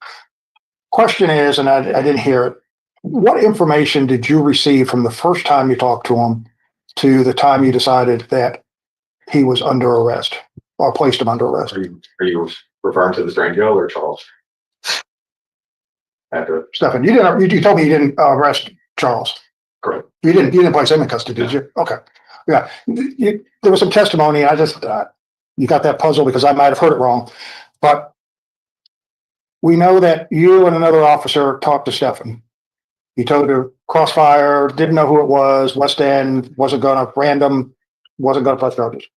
You said you left where he was, but that you placed him under arrest for murder. My understanding was at the hospital. Correct. And you went through saying that at the time you talked to him, it was only for investigative purposes because you were investigating both the shot victim and this one too. Correct. The murder. It was, I guess, Reuben had died. My question is, what information did you receive in between after you talked to him the first time to make the decision or instruct somebody to arrest him for murder before he left the hospital? So after I talked to Mr. Angelle, got his side of the story, how he was injured. That's when I went back to the Reuben family. And that's when I inquired about his brother, Charles. Charles came forward at the hospital and told me, hey, I heard you were involved. What happened? So then Charles told me what he initially told me at the hospital. So after gathering all that information, I was made aware of the video on 11th Street in Liberty. So I called my supervisor, kind of told him what Charles told me. Then my lieutenant confirmed that exactly what Charles said corroborated with what he saw in the video. So then I took that information with what Charles said. He said that Angelle was there and he shot. Along with the video, then I called the district attorney's office, gave them the rundown and said, hey, do you believe I have enough probable cause for what I can do, but I want to get okay from the DA's office. Therefore I did. And that's when I decided that Mr. Angelle be arrested. So they recognized Stefan in the video. Correct. That's basically, and then you got Nichols' version of the story. Correct. And Okay. Angelle was wearing the same clothing as the suspect in the video. Video's video. Okay. Mr. Nichols said when you talked to him, and that's Charles, that this whole thing started with him. Remember him telling you that? Correct. Okay. He was saying that this whole incident kind of started with what he did or what happened to him. If I remember correct, Charles told me that it started with a quarrel with a family member that was related to the Angelles, that he might have assaulted somebody that was related to the Angelle or Stefan. And then that's where the initial altercation or beef, what you would call it, started. We had testimony that there was some stuff exchanged on social media, either Instagram or Facebook or something, in reference to information back and forth or something, communication. But that it ultimately ended up with Stefan and Jacoby wanting to fight, correct? Correct. Did you ever ascertain why Charles didn't step in at that time to say, wait a minute, the beef is with me? I at that point, I didn't know that Charles never told me. Yeah, I mean, because when he said, oh, it started with him, I was just wondering why, if it did, and Stefan, why didn't he step in on all this? He told me that that's what first came out of his mouth when he told me. And then I guess as the conversation, his interview kind of went on, it was found that Stefan had reached out to Jacoby and they started an altercation on the phone, which then led to them meeting to fight. Right. And then we've heard that they all decided to go to Gillum Circle, and they all actually went to Gillum Circle prior to going to 11th and Liberty, correct? Correct. And they left there. I had heard there were police there or possibly police patrol the area, but I guess they didn't want to fight in Gillum Circle. Is that your understanding? I don't know if police were there. I mean, it's a major thoroughfare through the south end of Port Arthur, so a lot of police officers like to hang out in that area when in between calls. So I don't know if they saw one or not, but usually police officers are in that general area. And they ultimately ended up, as we saw, on 11th and Liberty. And there was some testimony that said that's because that's generally the area where most of them had grown up. That sound about right? Cool. This started as a street fight, a fist fight, correct? Correct. There was never any guns supposed to be involved, correct? I couldn't answer that. Well, as what you saw, what it started out and or what we saw in the video was a fist fight. Correct. You didn't see anybody draw any guns out while that fight was going on that we could see, correct? And in all indications that he didn't have a gun at the beginning, right? It was in his car. Right. I didn't see that on video. Yeah, you didn't see him walking up to the initial fight with a gun in his hand, and you didn't have any information saying that he had a gun when he went to initially fight Jacoby. Okay. And we had the testimony, and did you come to find out that Stefan probably got the better of Jacoby in the fight? I wasn't really told that, but I mean, I've seen plenty of street fights to know what I saw in the video. I would say that Stefan, for lack of a better term, won. Why? Basically, stopped after, Jacoby got knocked to the ground. You could see Stefan standing on top of him, kind of dispersed after that. And when you saw him kind of stepping on top of him, you would imagine there were words being said back and forth. I mean, they were fighting, right? Correct. Okay. And everybody there kind of gathered around that. I mean, I guess that's why they came to 11th and Liberty, was to see the fight, right? Everybody, all the cars, the 5 cars that we talked about or saw in the video, they wanted to see a fight. I think so, yes. Okay.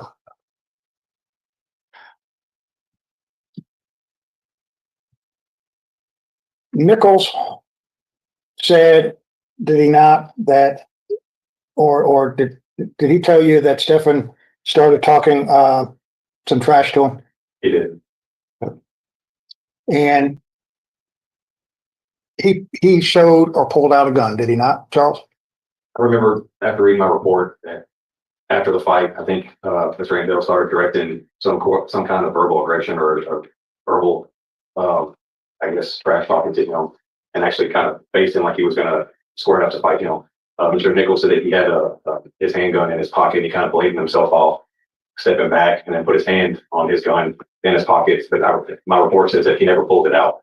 So that's what I was told. There was testimony from Charles yesterday, that he had pulled it out. And there's going to be a question of whether or not he pointed it or whatever, but had it out by his side. Would you disagree with this testimony? He said that. Okay. I would disagree. And that would kind of almost make sense that Stefan might have turned to him, would it not? Because Charles said, this all started with me, to you, right? Correct. So somehow Jacoby got into it with the fight, whatever they did. But the subject matter that I guess all started this, according to Charles, was his fault. That it all started with him. That's what he told you, right? He told me it started with him, but he never said it was his fault.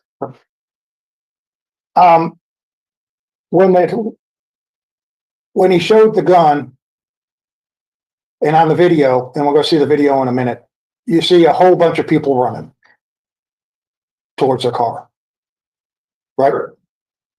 There's been testimony that when the gun was produced, people started running. That's what came from where you're sitting. Do you have anything to say that's anything different? The only thing I can think of is when he did pull the gun or he had his hand on the gun. When during my investigation, I began to think that in Texas there's a stand your ground law, where in layman terms is that if you feel threatened with injury, in certain instances you can stand your ground instead of running. So I felt like that's what Benton Nichols did. He said he never pointed the gun at him. He just showed him self-defense, which I can understand that because he was at a fight. He was outnumbered. He didn't know anybody there besides his brother and his other half brother and a bunch of guys there on obviously Mr. Angel's side. So in his mind, I felt that he was outnumbered. If he was to engage in a fight with Mr. Angelle, he felt he would be jumped by somebody. So I understood that. Well, and also when somebody pulls a gun, especially in a street fight, people usually scatter, don't they? They don't want to get shot, do they? Correct. Okay. But you see them scattering. You see them running, right? And if there was information that said that, hey, yeah, we saw the gun, we saw the words, we were running to the cars, that's what the video shows, right? It'd be confidential. Okay. During your investigation, did Mr. Nichols tell you that somewhere along that line after he pulled the gun, Jacoby and Chan, the other gentleman, their other brother, that was in the white Tahoe, went over and tried to get the gun from him? He did tell me that. Both of them?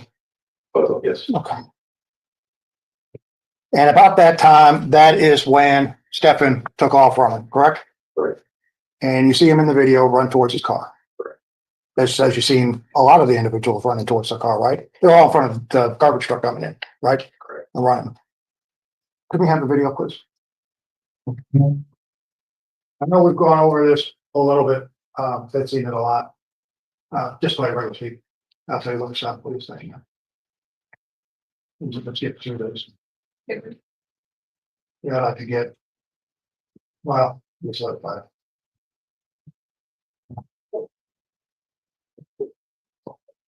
Second car, Correct. white car, we don't know whose it is. Another white car, we don't know who it is, correct? Correct.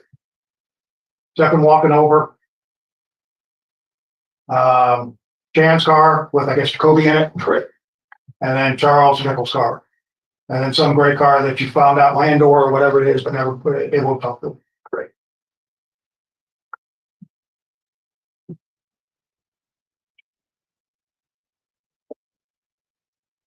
Everybody appears to get out of the car, right?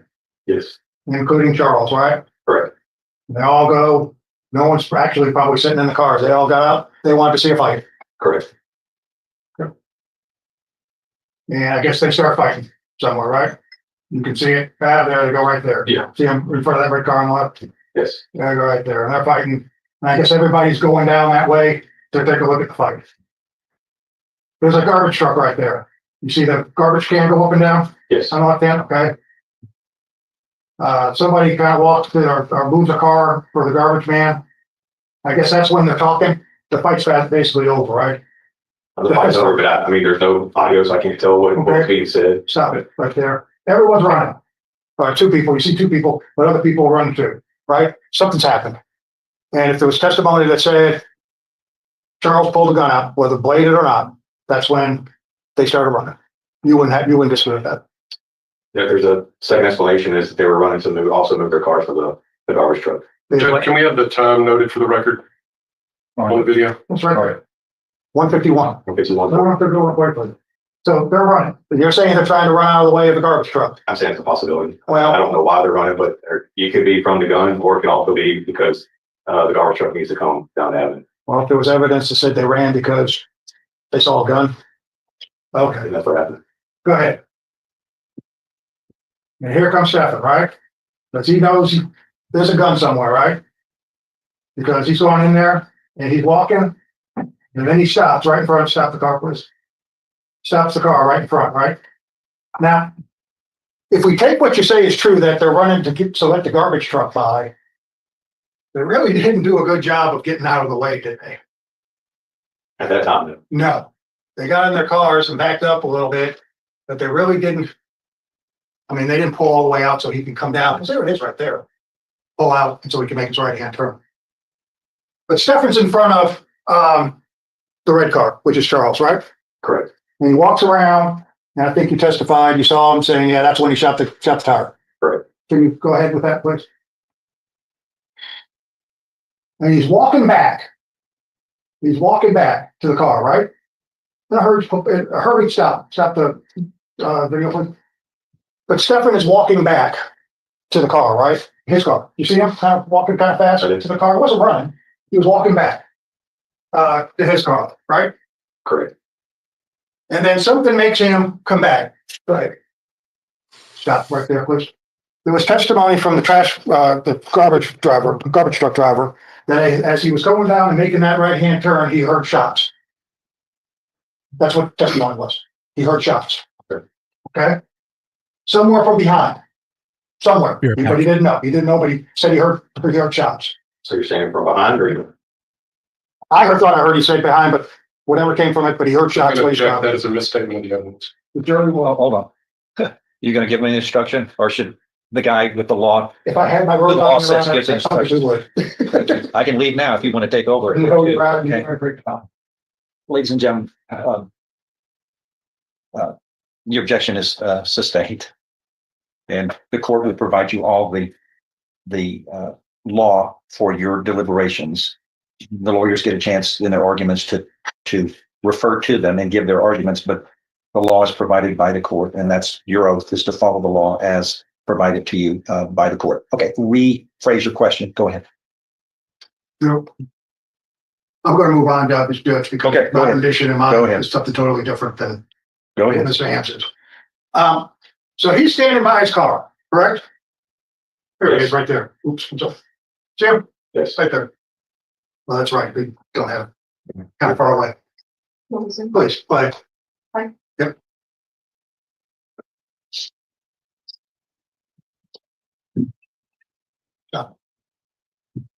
Once he got back to the car, he walked back into the street again, correct? Correct. And then pointed the gun and shot the second time, right? Do you know why he would have, if he was trying to go to the car, turn around and come back into the middle of the street and shoot again? You don't know, do you? Something got his attention to shoot back there. I mean, the fight was over with, and he shot the tire in the car. Would you agree with me, Detective? He shot that tire right there, and he was walking back to his car. I assumed, and can't assume, but assumed that he was leaving. Something directed his attention back to the street there. When he walked back, right? He did walk back. And when you see him shoot the second time, was it like this? Show where his arm was. I'd have to see it. Oh, I thought don't know if it's extended or it was pulled back into the body. Right, okay, yeah. When you saw the puff of smoke. You can zoom in, I just was wondering. You want me to zoom in? Where do you want to? I want to see him shoot. Okay, go ahead.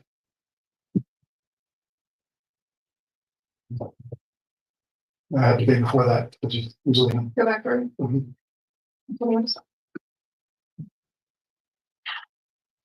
Right here. Keep going. You bet. Did you see him? Okay, Or he was extended with his right arm. right on. Yep. Shoot. Okay. Got it straight. It was almost straight out. Correct. If you play it later on in total, and we do it again, everyone starts to scatter. In fact, the first officer there, Officer Simmons, that's who it was. Too many M's. She said as she came up 11th Street, the white Tahoe, she saw a fast paced back out and then take off. Matter of fact, she gave chase, but was lost. Did you get that in your investigation? I remember hearing. Something like that. And ultimately, that Tahoe was Chan, Jacoby's brother. Correct. Did you ever find out in your investigation why he took off so fast, or why he left that scene the way he did? So prior to leaving the medical center, after I talked to Charles, we located the Camry in the parking lot.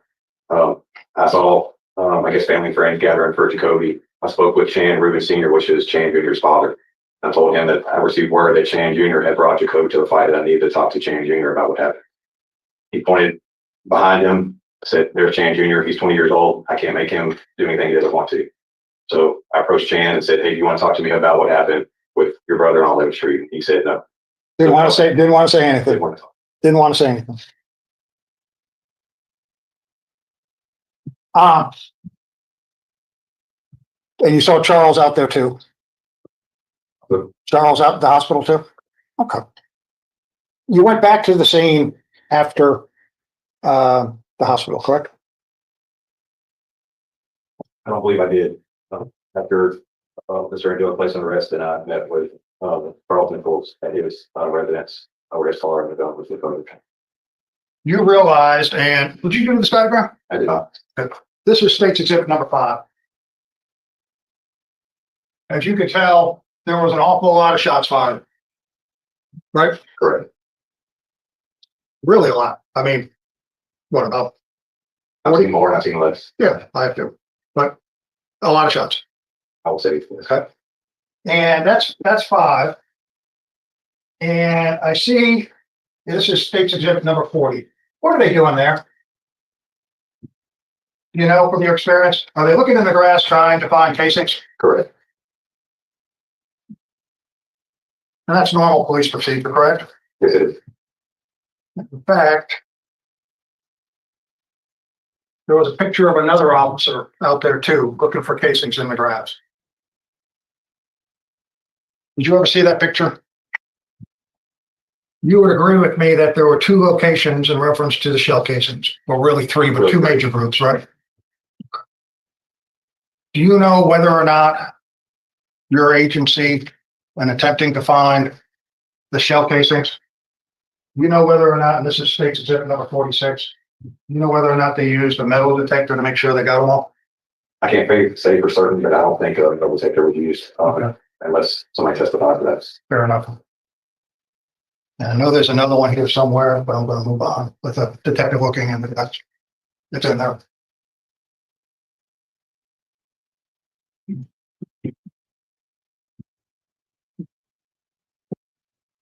There was testimony from one of the officers that said they tried to get Charles to talk to them at the scene and he refused to answer any questions. Did you know that? I did. And then you have the other brother, Chan Jr., that you attempted to talk to. And he refused to answer or talk to you too, correct? Yes. Did he ever come to you? Did you ever talk to him or never did? I never did.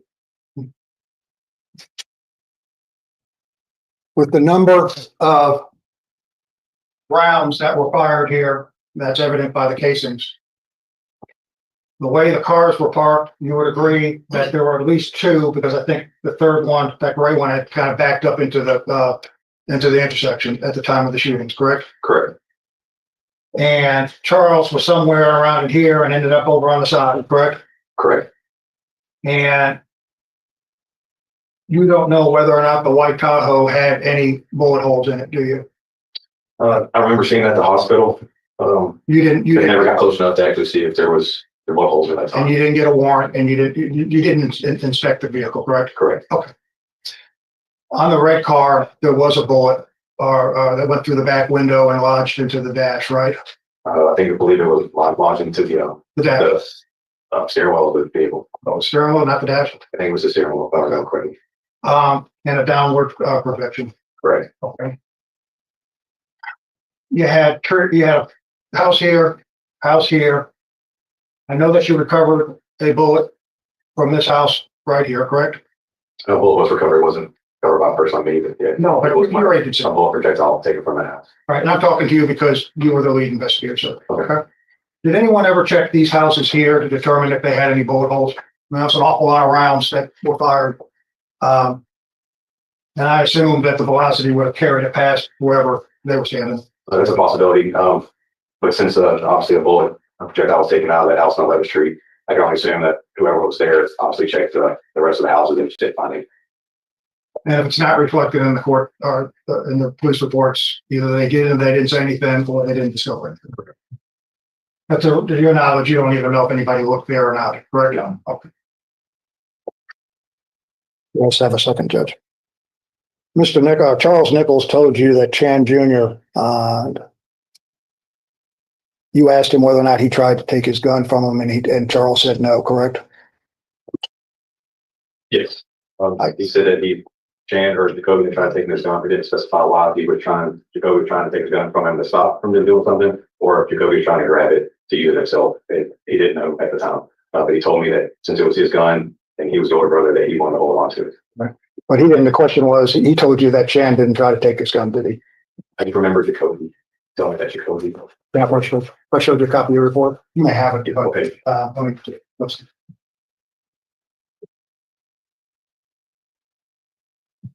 So my report reflects that both of them did. And if Charles yesterday testified that both Jacoby and Chan tried to take the gun away from them, get the gun from him. I mean, he said one thing to you, but said something different on the stand. You wouldn't disagree with what he said on the stand. Go with what he told. Absolutely.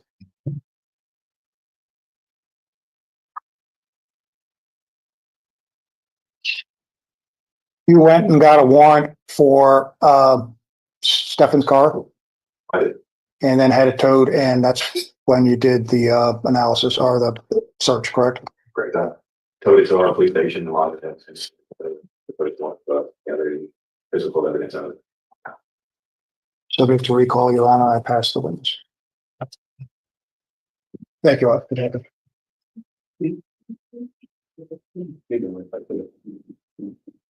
Officer, what kind of weapon do you use? I use various weapons, but for the most part, clearly I've now one lost. Is that what you're carrying today? Correct. Which form, Glock, which Glock? This one is a Glock 43X. Okay. So I know some about guns, but probably not to the extent of what you know. I didn't realize it went up to 43. What does that mean? So it's just a model. It's a compact 9mm. With duty use, if I was a patrol officer or during SWAT operations, I use different handguns. Do you shoot 9mm regularly? Right. Do you go down to the firing range to do that? I do. What kind of range does a 9mm have? So I'm instructor, so I kind of dipped into ballistic just a little bit. I'm not an expert, but I found a 9mm can be shot in any range from 2 to 3 miles, but obviously that depends on the angle that you discharge the firearm. I've shot 9mm at 200 yards and hit still targets. At the range? At the range. You've set it up? Right. Over 200 yards, I've hit still with a 9mm handgun file. This distance that's represented here in this chart, now we know it's not to scale, but, and we've seen the video enough, there's obviously shots that occur this way, headed this direction.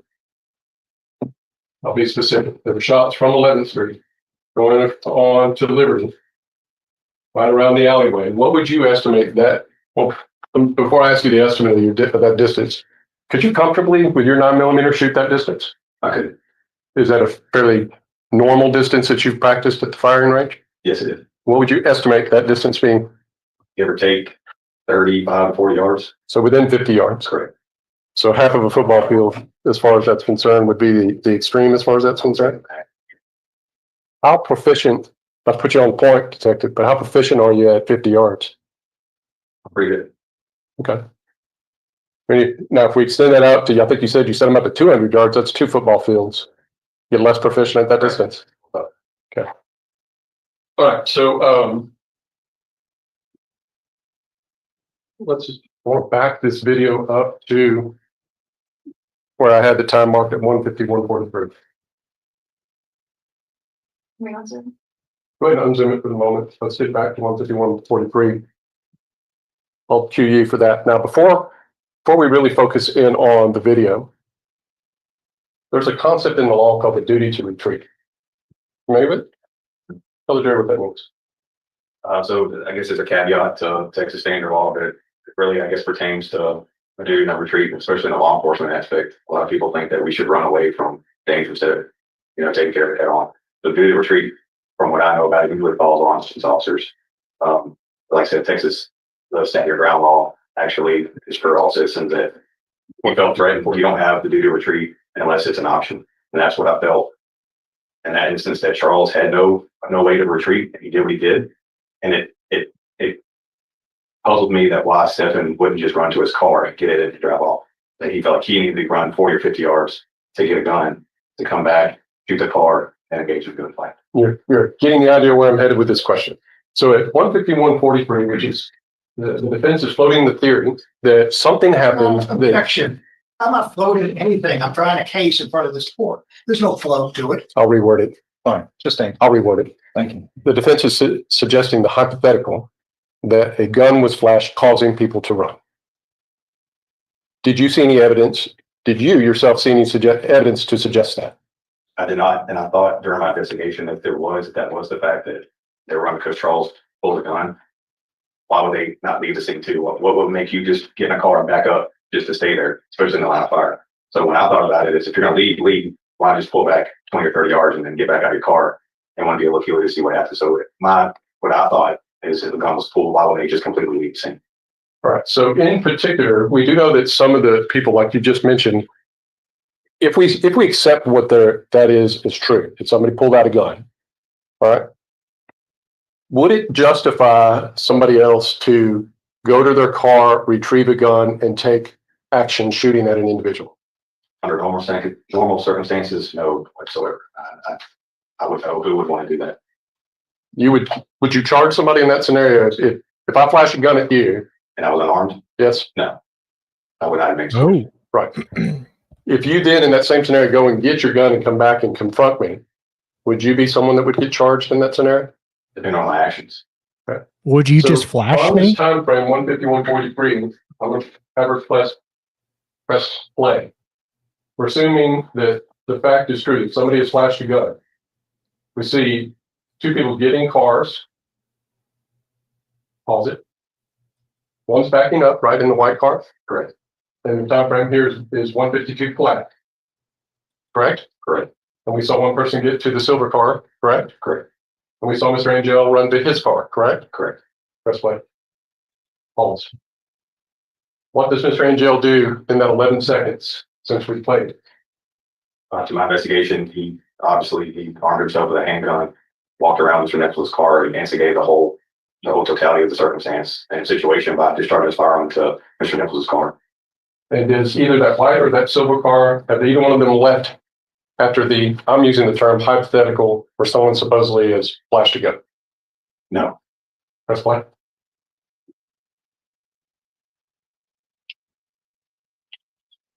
Pause. We've now gone forward to 152.32. Does Mr. Angelle come back to his car? Yes. So now he's reached his car twice in that time frame.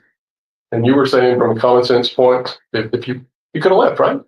Yeah. I mean, after seeing that, he could have, in his words, hey, I got Charles back. I popped his tire. Okay, now it's time to go. But instead, he stays there. He hasn't left. And neither has the silver or the white car, correct? Correct. Press play. Garbage truck is advancing and the white car leaves, correct? Correct. Pause. This is 152.52. Then you begin to see Mr. Angelle coming around his car. Yes, he's just to the right of that stop sign. Our silver car is still present. Correct. Now everybody's leaving because there's obviously gunshots going back and forth, right? Correct. Right here, we saw Mr. Did you pause? Okay. Going back up to the time you noted. Did we see Did we see Charles? Is it Nicholas or Nichols? Nicholas, isn't it? And Charles Nichols. Nichols. He leaves right around the 308 mark. And what is Mr. Angelle, since you've got to pause? Do you see him over here? Yes, and he continues to fire from that side of the vehicle at that point. As Mr. Nicholas is leaving, right? Correct. That's what. All that before he jumps in his car and leaves. Correct.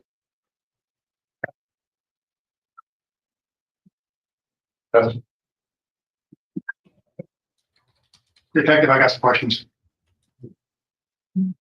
There's been evidence or testimony that says Charles pulled the gun out, whether it was bladed or not, after Stephen either started talking trash or something happened at the fight. So a gun was pulled. Okay? There has been testimony that says when the gun was pulled, that's the reason why they ran. Okay? Okay. You weren't there, were you? No. Okay. You see that Stephen runs to the car, right? Correct. You don't see Stephen now, though he has a gun, running towards where Charles is, do you? He runs down the side of his car, but he stops, doesn't he? And he stops. Hold on. Well, Hold on. You going to get to answer any of these questions? Get him answer. You've already given him 2 questions within that. answer, detective. He stops right in front of the car, doesn't he? We saw the video. No, correct. Right. And you don't see him pointing the gun at Charles. He had the gun by his side. Correct? Correct. And he walks around, so he's not pointing the gun at him, or it doesn't appear to be when he's running up. Correct? Correct. He stops and walks around the car away from where Reuben and Nichols are, right? Correct. Walks around and shoots the car tire. You don't see him turn around or anything to see what Nichols is doing, right? He looks to it right after he shoots it. Okay, yes. See what I get you in your car? Shut your tire. Want to pull a gun on me? Go shoot the tire. But my point being is, he didn't get the gun and run directly towards Charles Nichols saying, you pulled the gun on me, we're going to have a gunfight. He stopped at the front of the car, didn't he? Yes. Okay. And then he walks back to the car where it is over here. Right? Not walks hurriedly, but he's not running. He walks, right? Is that right? Yes. Right. And something happens to say, okay, he gets back out of the car or he comes back into the middle of the road. Yes. Right? And that's when he leveled it and shot. Whatever the shots he did. Right? Yes, but if there's no audio, but if he's saying that he shot because of verbal provocation, that doesn't justify him shooting. If that's what you're getting at. Well, no, I'm not getting at that. No. I never raised a self-defense issue. You did. Is that a question or a final argument? You raised it, right? It's about Mr. Charles. I mean, with Charles Nichols, right? Through my investigation. Okay. But he didn't point the gun And then my point being is, when it first started, he didn't point the gun to the front of the car, didn't point the gun at him when he killed, when he shot the tire, correct? He pointed out the third time. He walked back to his car, right? They should have left. Why? You felt threatened. Somebody pulled a gun for you to run away from him. Maybe he didn't feel threatened. But why would he arm himself with a gun? Well, because as Charles Nichols said, he pulled a gun out after a street fight. That's what the testimony was the jury heard. Okay. All right. And then something happened here to make him go back here and start shooting in that direction. Oh, it's in the video, right? Correct. Okay. And then you see him going around the car into the ditch and firing again in whatever direction it was. Correct. Okay. You know, if you take the analogy that you just testified to with Mr. Ham, actually, they should never have fought them to begin with, right? They should never have gotten together and None of it should occur. right. Awful lot of gunshots, right? Yes. Both of them were reckless in what they did. Is it not that shooting as many shots as they did, you don't know where those bullets are coming from your field training, right? It's got to stop somewhere after 2 miles, right? Correct. Very reckless, wasn't it? Could have hurt somebody else. It could have been, but it's subjective. Well, that's reckless. To do that to subject anybody to any of that, correct? Any gunfire, whether it's all four of our civilians. Gotta be reckless. When Mr. Ham talked to you about the shooting range and everything else, at that distance, you would agree with me that a 9mm is fairly accurate if it's a fairly not good gun or any gun, right? And depending on the shooter. I mean, when you fire your service revolver or your weapon, you expect that to go straight to where you're aiming at, right? Other variables to that. Okay, what variable do you think it might be if you're only 50 yards away? Obstacles, gravity, there's a Coriolis effect, there's malfunctions in the gun, there's a lot, but point being is that they were manufactured to go straight, but like I said, there's a lot of variables that can alter power, direction, and velocity of a bullet. Sure. But when you shoot it, you want it to go straight, right? Correct. And that's what firearms are built. The manufacturers want that their shot to go straight to, right? Correct. With no variables, right? Correct. Pass the witness. Thank you. Next time. Also, we've been going back and forth with these different videos. I'm going to pull up the side-by-side video, and I'm going to play it from the time frame that we know where Mr. Angelle shoots the tire on up to when we've got the time frame about when he shoots from the car. That is 152:19 by prior testimony up to 152:53. What I'd like to do is play it normal for you for that 30 seconds for you to see. And I want to go back and zoom in. What I'm asking you to look at when we look at this, sir, is whether or not you see any conduct by either Jacoby Rubin that would warrant him getting shot or Charles Nicholas to warrant him getting shot at. You understand what I'm asking? I do. Okay. Right. All right, so we've passed the point of the 30 seconds. Did you see anything by those folks in that time frame? And then I can see that Charles just walking with his hands by his side towards that white Tahoe. So what I'm going to do is, if we're looking here, we can see him now at the 153 mark near the Tahoe here and here, correct? Correct. I'm going to ask my co-counsel to zoom in this portion here. But what we're looking at is for Mr. Nicholas' conduct, because we don't see Mr. Rubin, do we? No. So we're looking at his conduct then for that 30 seconds time frame. In the zoomed in fashion, let's back up to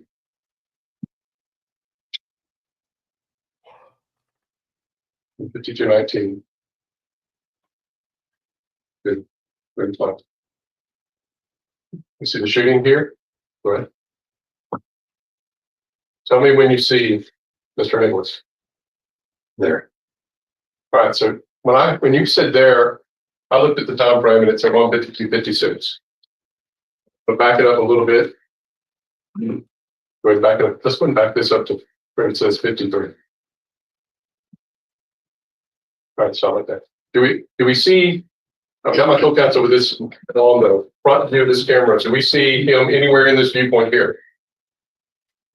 Now, this video, we see the garbage truck turning. Correct. And again, Mr. Burbank pointed out to you that this witness testifies that he hears gunshots as he's turning. He and I disagree as to whether or not it's from behind him or not. Okay. Okay. There's testimony from him. He does hear gunshots with that one modification. Right here, at this time frame, you don't see anything, right? Correct. You recall that on the other video, this is when Mr. Angelle shoots at this time. Correct. Because if we go forward a couple seconds, we will see Mr. Rubin fall there. We're going to go frame by frame here. Go ahead. Stop it right there. What's my time? 1:52:54. Is this Mr. Rubin on the ground? Yes, it is. Do we see Mr. Nicholas? No. Keep going.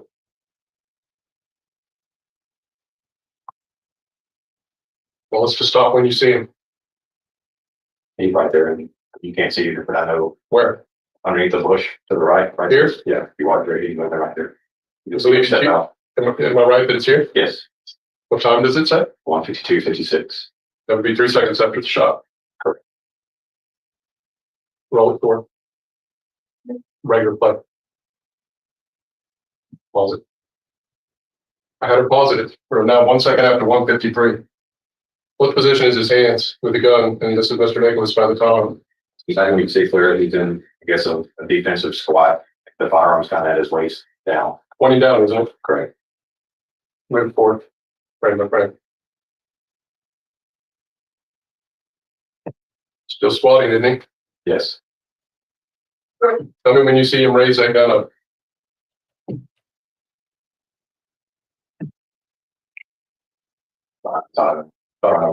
So we rolled some almost 7 seconds on this on frame by frame. You never saw him raise his gun, did you?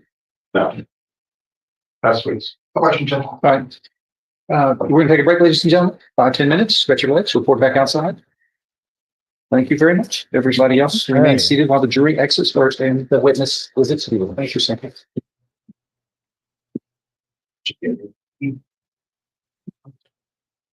All right, guys, that was fun. Was video evidence ever be made available to the public? I'm sure I could request it. It's just somebody just has to request it, so I can try reaching out. I don't see why not. I've had issues getting stuff from Texas records before. But I'm more knowledgeable now than I was when I last tried. So hopefully should be able to. I'm still waiting for to hear back about the security cam in the hallway from the altercation that some of the family members had after the verdict. So that'll be interesting as well. I think we have like an hour left on day 3. And then I believe we go to closing. So we're almost done. We'll be able to finish up tomorrow. And that'll start at 5 Eastern.